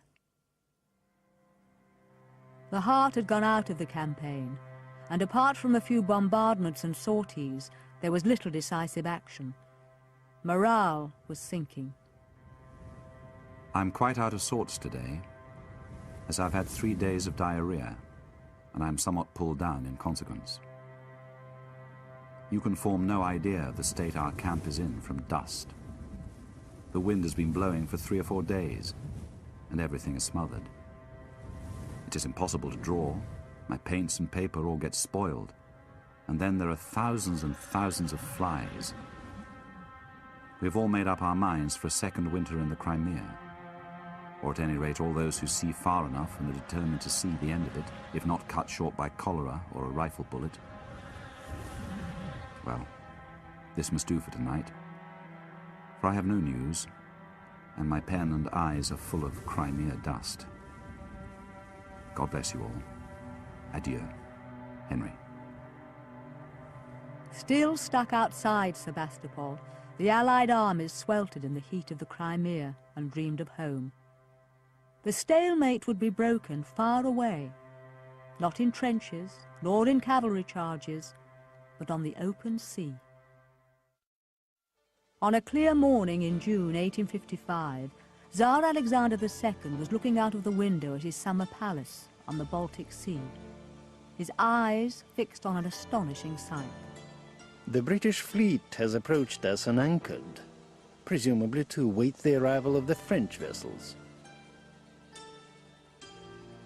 With the arrival of spring, the Allied Baltic fleet had once again set sail for Russia. The previous year, they had successfully bombarded the Russian naval base at Bomasan. This year, they had returned to take Sveaborg and Kronstadt, the twin strongholds protecting the Russian capital at St. Petersburg. In the heady days after the Russian victory of June the 18th, the Tsar wrote to his commander in the Crimea.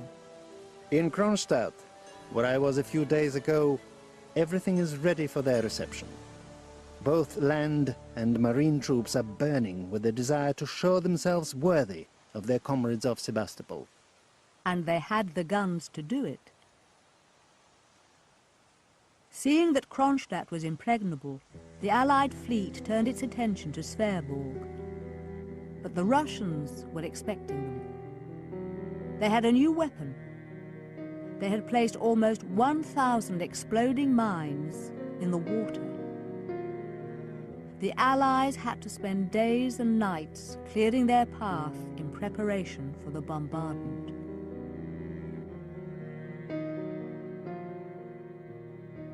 The Reverend Mr. Hughes, Fellow of Magdalen College, Cambridge, had taken his boat Wee Pet from the Thames Royal Yacht Club and once again sailed up the Gulf of Finland with the Allied fleet. It was excellent spectator sport for war tourists. About 9 or 10 we saw the gunboats going in, and beginning that witch's dance which has been so much admired. And soon after this, as we watched the batteries, a lurid pillar of flame and smoke leaped up into the air and burst abroad like a foul, tawny fountain, casting an unsightly bouquet of huge black fragments far and wide. Soon after dark, a squadron of cutters and launches from the ships, each fitted with a rocket tube, went in and began letting off their fireworks. It was a splendid sight to see the curved flight of the rockets, 5 or 6 sometimes underway together, chasing and crossing each other as they flew. Sveaborg was a massive boost to Allied morale. It was a major victory at almost no cost. Furthermore, it demonstrated to the Russians that their sea fortresses were exposed to Allied attack. The Allies didn't have the resources to press on to St. Petersburg in 1855, but they did move their fleet up to Kronstadt. They sat at anchor under the Tsar's windows and warned the Russians that they would be back next year. St. Petersburg, the imperial capital, was threatened on the Baltic. With their victory at Sveaborg, the Allies had struck at the very heart of the Russian Empire. The Tsar's commanders in the Crimea were growing despondent, and their pessimism was infecting the men. Schultz, who had seen the Allies land at Kerch, was now in charge of the second line of defense. This entire wonderful army of ours watches quite calmly as the enemy, before its very eyes, digs itself deeper and deeper into our land. Cultivating their own vegetable gardens, cutting hay, chopping down forests and grazing cattle. While we pay twice the normal price for forage, we blow up our own batteries and powder stores, destroy our reserves and sink our own ships. The Allied troops were making themselves at home in the Crimea. By July, provisions were plentiful and the soldiers wanted for little. Much of this good cheer was due to the efforts of one woman, Mary Seacole. The artist William Simpson knew her from his Crimean days. Mrs. Seacole, an elderly mulatto woman from Jamaica, was a well-known character in the Crimea. All the soldiers and sailors knew her. At the age of 50, Mary Seacole had travelled from Jamaica to London in the hope of becoming one of Florence Nightingale's nurses. She was not even given an interview. So she paid her own way from London to the Crimea, where she set up in business, selling food and homemade remedies to the troops. Had you been doing your best to batter Sebastopol about the heirs of the Russians in the spring and summer of 1855, the firm of Seacole and Day would have been happy to have served you. And had you been fortunate enough to have visited the British Hotel upon rice pudding day, I warrant you would have ridden back to your hut with kind thoughts of Mother Seacole's endeavours to give you a taste of home. Mary Seacole provided a comfort, I think it's the only word one can use, which the men really didn't get anywhere else. She could cajole the sailors and the soldiers to help her build this British hotel, as she called it, where she served food and she provided her own medicines and really gave them a taste of something civilised, even if it wasn't luxurious, where they felt they were humans again. Unlike Miss Nightingale and her nurses, who were 3 days' journey away at Scutari, Mrs. Seacole was close at hand. William Howard Russell, the most famous journalist of the Crimean War, championed her courage on the battlefield. I have seen her go down under fire with her little store of creature comforts for our wounded men. And a more tender or skillful hand about a wound or a broken limb could not be found among our best surgeons.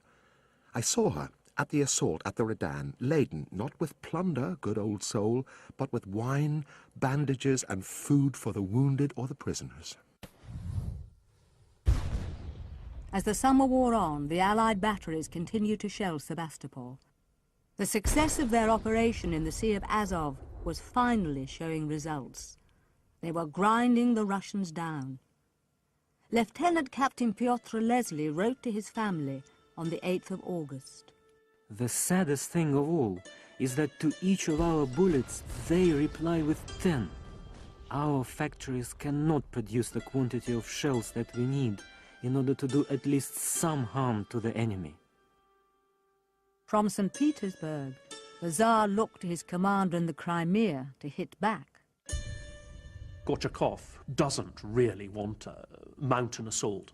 He's convinced that the war is lost in Crimea, actually. He has to attack because he feels that the Tsar insists on it and because Russia cannot admit defeat in the Crimea without one more major effort. Prince Gorchakov already sensed defeat, but still he went ahead, with planning the battle of the Chernaya.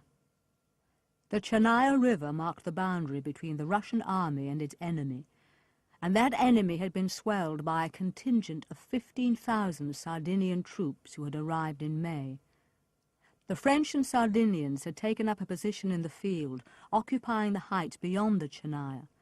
The Russian plan was to cross the river and recapture those heights. They would move at first light on August the 16th. Prince Sviatopolk Mirsky had only just arrived in Sebastopol. He went out to join his regiment on the eve of battle. I was amazed by the gloomy disposition of my commander and my new comrades.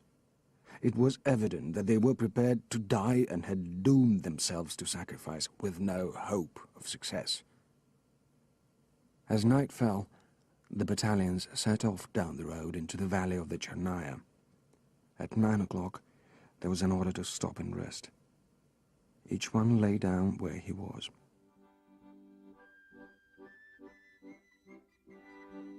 Over in the French camp, the soldiers were celebrating. It was their emperor's birthday.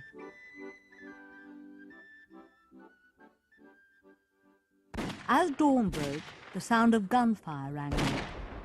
Andrei of the 3rd Zouaves jumped to his feet.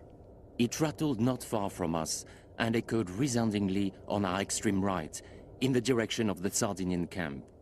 That night had been very black, Not a star had shone in the sky, and it seemed as if day didn't want to break at all, so thick was the mist over the plain.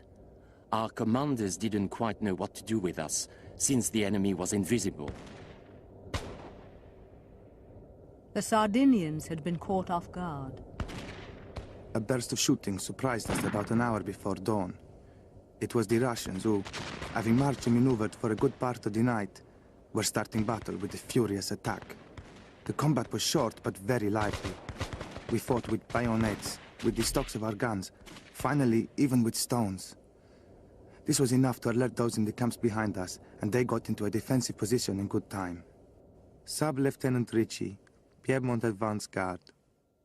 The early morning mist had cleared, and the Zouaves had time to prepare. We saw a whole army on the plain. Its right flank was made up of 2 or 3 regiments of Uhlans and Cossacks, waving their forest of lances. Behind this curtain, a whole infantry division was swarming, a big black mass lit up by the glistening of 8,000 to 10,000 bayonets. Behind those bayonets was Prince Sviatopolk Mirsky, leading his battalion of Russian infantry. We drew closer and closer. Suddenly the French halted. The order was heard. They turned and fanned out in a line which immediately opened fire. The French forced the Russians to retreat. But as soon as the reserves arrived, Gorchakov ordered them to advance back over the bridge. We bore down on them at an athletic pace, and by God, from that moment on, I couldn't quite say what happened. Just like at Inkerman and at the Mamelonvert, we had to dig in, advancing and retreating in turns, climbing over wounded and dead bodies, closing our eyes sometimes so as not to see what we were striking. How anyone got out of there safe and sound is impossible to explain. We can only thank God. We managed to push the Russian columns back down to the river, where many unfortunates, tangled up in their long cloaks, drowned. Henry Clifford, now brevet major, went down to the river with his sketchbook. The loss of the Russians was even greater than I'd expected. About 1,000 dead bodies lay on and about the bridge. And I do not think General Clare of the Zouaves exaggerated when he said he estimated the enemy's loss of 7,000 killed and wounded. In the cool light of day, on the 17th of August, André looked down on the battlefield. Oh, I once praised the grace of this valley. Now it is covered with corpses, which the nurses are fighting the vultures for, with the birds of prey more active in their voraciousness than the men in their pious work. It must be recognized that glory is dearly won. On the day after the Battle of the Chernaya, the Allies resumed their bombardment of Sebastopol. Lieutenant Young delighted in their success. I was looking at some of the buildings the other day through a telescope, and in some of the large ones you might drive a coach and four with ease. The other day we were firing some rockets into the town and we set a house on fire. So the old bloke inside set about removing his furniture, and when he had his 2 carts nicely packed, some of our guns fired a shell slap into them and knocked furniture, carts and all to pot. For its defenders, Sebastopol was now a trap. With every hour that passes, it gets harder and harder. Everything has become so loathsome that there's no strength left. And I would be ready to go to Siberia at once, to do hard labor, even for a lifetime, if only it meant I could get out of Sebastopol. Lieutenant Captain Pyotr Leslie. Prince Gorchakov had thought of a way out. A pontoon bridge had been constructed across the bay from the south to the north side of Sebastopol. Major Clifford was intrigued.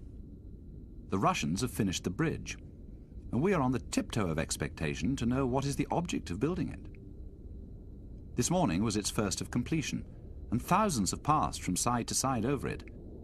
I've even observed through my glass today some of the fair sex honouring it with their little feet. All women, I believe, have small ones. But their presence does not stop the gun from being fired or the shell from bursting, or no doubt the whole of the Russian army would put on petticoats.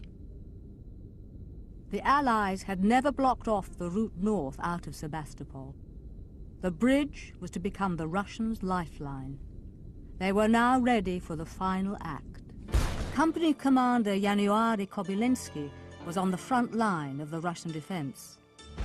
Bombs, shots, shells, various kinds of grape shot and bullets poured as though through a sieve. Before noon and in the evening, the firing stopped for 15 or 20 minutes. Everyone was clearing away the rocks, bits of wood and gun carriage strewn all over the place by enemy shells. When suddenly a terrible thunderous boom, and the whole mass of iron was flying our way again. For the first time in the 349 days of the siege, the Allied bombardment had left the Russians unable to repair the damage. Time had run out. Excited by newspaper reports of the impending fall of Sebastopol, boatloads of tourists had arrived in the Crimea. William Howard Russell, the Times correspondent, described the scene. All the amateurs and travelling gentlemen who rather abound here just now were in a state of great excitement and dotted the plain in eccentric attire which revived olden memories of cows and yachting and sea bathing. Sergeant Timothy Gowing was in the British lines. As the hour of 12 drew near, all hands were on the alert. We knew well it was death for many of us. Several who had gone through the whole campaign shook hands, saying, "This is hot. Goodbye, old boy. Write to the old folks at home if I do not return," was the request made by many. The Zouaves would be first in at the Malakoff. For Andrei, the wait seemed an eternity. Midday finally arrived, and we heard on our right an immense cry of "Vive l'Empereur!" The bugles and drums struck up their own racket. Away they went, racing like hares, the first Zouaves. All that could be seen of them were their huge red pantaloons, which grazed the ground like balls of fire. One by one, 10 by 10, they disappeared behind the overhang of the bastion, which flanked the tower. Within minutes, the French tricolour was flying from the Malakoff Tower. The French were in, and the signal for the British to attack followed. Brigadier General Wyndham led the troops to assault. I went straight at the ditch and did all that man could do to get them into the center of the battery. But it was no go. I ran out into the middle of the battery with my sword over my head, but it was useless. They would stick to their gabions and to firing, and not come to the bayonet. The men could not be induced to follow their officers. Many were very young and new to the Crimea. Timothy Gowing, all of 21, was already an old hand. He advanced towards the Redan with one of the new recruits. It was his first time under fire. He was as pale as death and shaking from head to foot, yet he bravely faced the foe. The poor boy, for he was not much more, requested me not to leave him. He fell dead by my side just outside the Redan. The moss of that field grew red with British blood.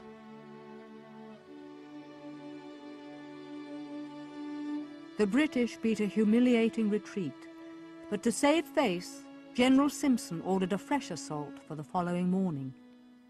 He did not know that inside Sebastopol, the Russians had other plans. Prince Gorchakov had decided to evacuate the town.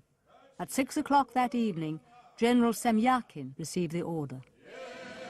I had been instructed to begin the retreat at 6:30 and to finish at 10. When all the troops had left, at a given signal to blow up the bastions, batteries and all the powder cellars. There was no time to think. One had to act. There was mayhem on the pontoon bridge. Officer Nikolai Berg stood and watched from the other side. A wave of horses, carts, people flooded over it for 6 or 7 hours at a stretch. Sometimes it seemed to those crossing that the bridge had collapsed and was sinking to the bottom. Crowds shouting and screaming ran back. The crossing was held up, The sky flared with shots, and bomb after bomb burst over those retreating. Then the town burst into flames. Count Leo Tolstoy was overcome.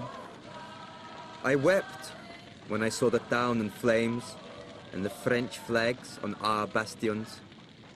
It was a very sad day. In the early hours of the 9th of September, the Allied troops were startled by the terrible explosions.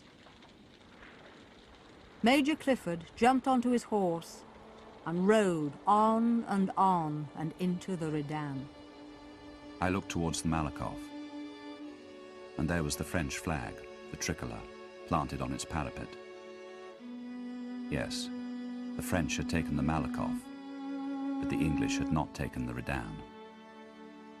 No flag floated on the parapet on which I stood, and if it had, I could have seized it and dashed it into the ditch which we could not pass, or hid it in the bosom of the young officer dead at my feet inside the Redan. I could not stand it long. One of those lost at the Redan was the young rifleman, Harry Blishen. His naked body was found inside Sebastopol, covered in bayonet wounds. His last letters home had been full of foreboding. It is for you, dear parents, that I live. And it is a consolation to you, dear parents, that your prayers for me have not been in vain. The Lord's will be done. I know not how soon I may be taken from you. Fanny Jubilee rode up to the heights overlooking the town. I could see distinctly the south side in flames. I counted 10 separate fires. It was a magnificent sight, and one which afforded me, in common I fancy with many more, greater satisfaction than pain. I could not think at such a moment of the destruction and desolation of war. I could only remember that the long-coveted prize was ours at last, and I felt no more compunction for town or for Russian than the hound whose lips are red with blood does for the fox which he has chased through a hard run. It was a lawful prize, purchased, God knows, dearly enough, and I felt glad that we had got it. These photographs were taken straight after Sebastopol had fallen in September 1855. Allied engineers immediately set about destroying the Russian naval dockyards to make sure that the base could never again threaten their supremacy on the sea. Sebastopol had fallen, but the Russians had not surrendered. France had won her victory at the Malakoff, and the French were happy to go home with their hard-earned glory. But the British were still smarting from defeat at the Redan. They wanted nothing less than the elimination of the Russian fleet. But another winter was upon them. Their ships were trapped in the frozen sea. Like the war itself, unable to move in any direction. A defiant Tsar Alexander told his people not to lose heart. Sebastopol is not Moscow, he said. The Crimea is not Russia. But the Allied politicians were moving in for the kill. The British talked up plans for another Baltic expedition, which would take Kronstadt and threaten St. Petersburg itself. Then Austria, the one neutral empire left, threatened to enter the war on another front unless the Russians surrendered. The game was up. In March 1856, this terrible war came to an end. The message that it was all over was sent by telegraph to the regiments in the Crimea. Sergeant Timothy Gowing, who'd been with them from first to last, prepared for home. I thought of the Alma and my Christian comrade who lay buried beside the river. I thought of the wild charge of our handful of cavalry at Balaclava, of our desperate fight at Inkerman, of our terrible work in the trenches. And after all I'd gone through, death staring me in the face in 1,000 shapes, both in the field and camp, for upwards of 12 long months. Truly, I had much for meditation. The returning troops were given a hero's welcome.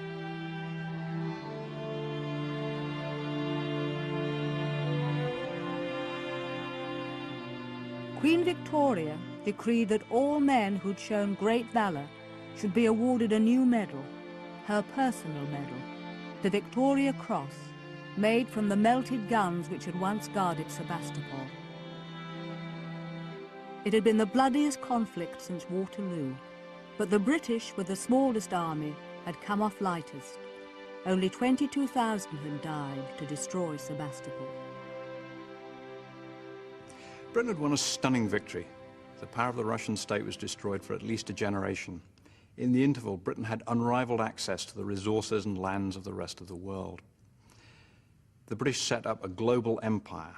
They policed it with Pax Britannica. It was an empire in which the sun never set. At least until 1918, Britain remained unrivaled as a unique global power. France, with 100,000 dead, had invested much more in the war, and in the short term, they seem to have gained most out of it. La victoire de Crimée a véritablement remis la France au premier rang. The victory of the Crimea truly put France back in the first league of European nations. The peace was signed in Paris in March 1856 by the Congress of Paris, at the same time as the Universal Exhibition was being held in Paris. Almost all the sovereigns came, and on this occasion, Napoleon III really did appear to be the new arbiter of Europe. The gains were enormous at the time, but they were squandered within a few years. The Ottoman Empire, in whose defence the whole war had started, had also lost 100,000 men, probably more. But they had died to save nothing. The empire disintegrated, giving birth to a number of combustible Balkan nation-states whose petty rivalries were to ignite the First World War. The other big loser was the Tsar. Russia had lost 500,000 men and much of its power and influence, but it had learned from defeat. The main lesson that the Russian government gains from the war is that a backward, pre-industrial state cannot compete, even in military terms, against more modern, industrializing states like Britain and France. Therefore, if Russia is going to survive, it has to have railways, it has to have industry, it has to have an enterprising and educated citizenry. And all of these conceptions really underlie the program of great reforms, which is introduced by the Emperor Alexander II after the war, and whose most famous element is the abolition of serfdom.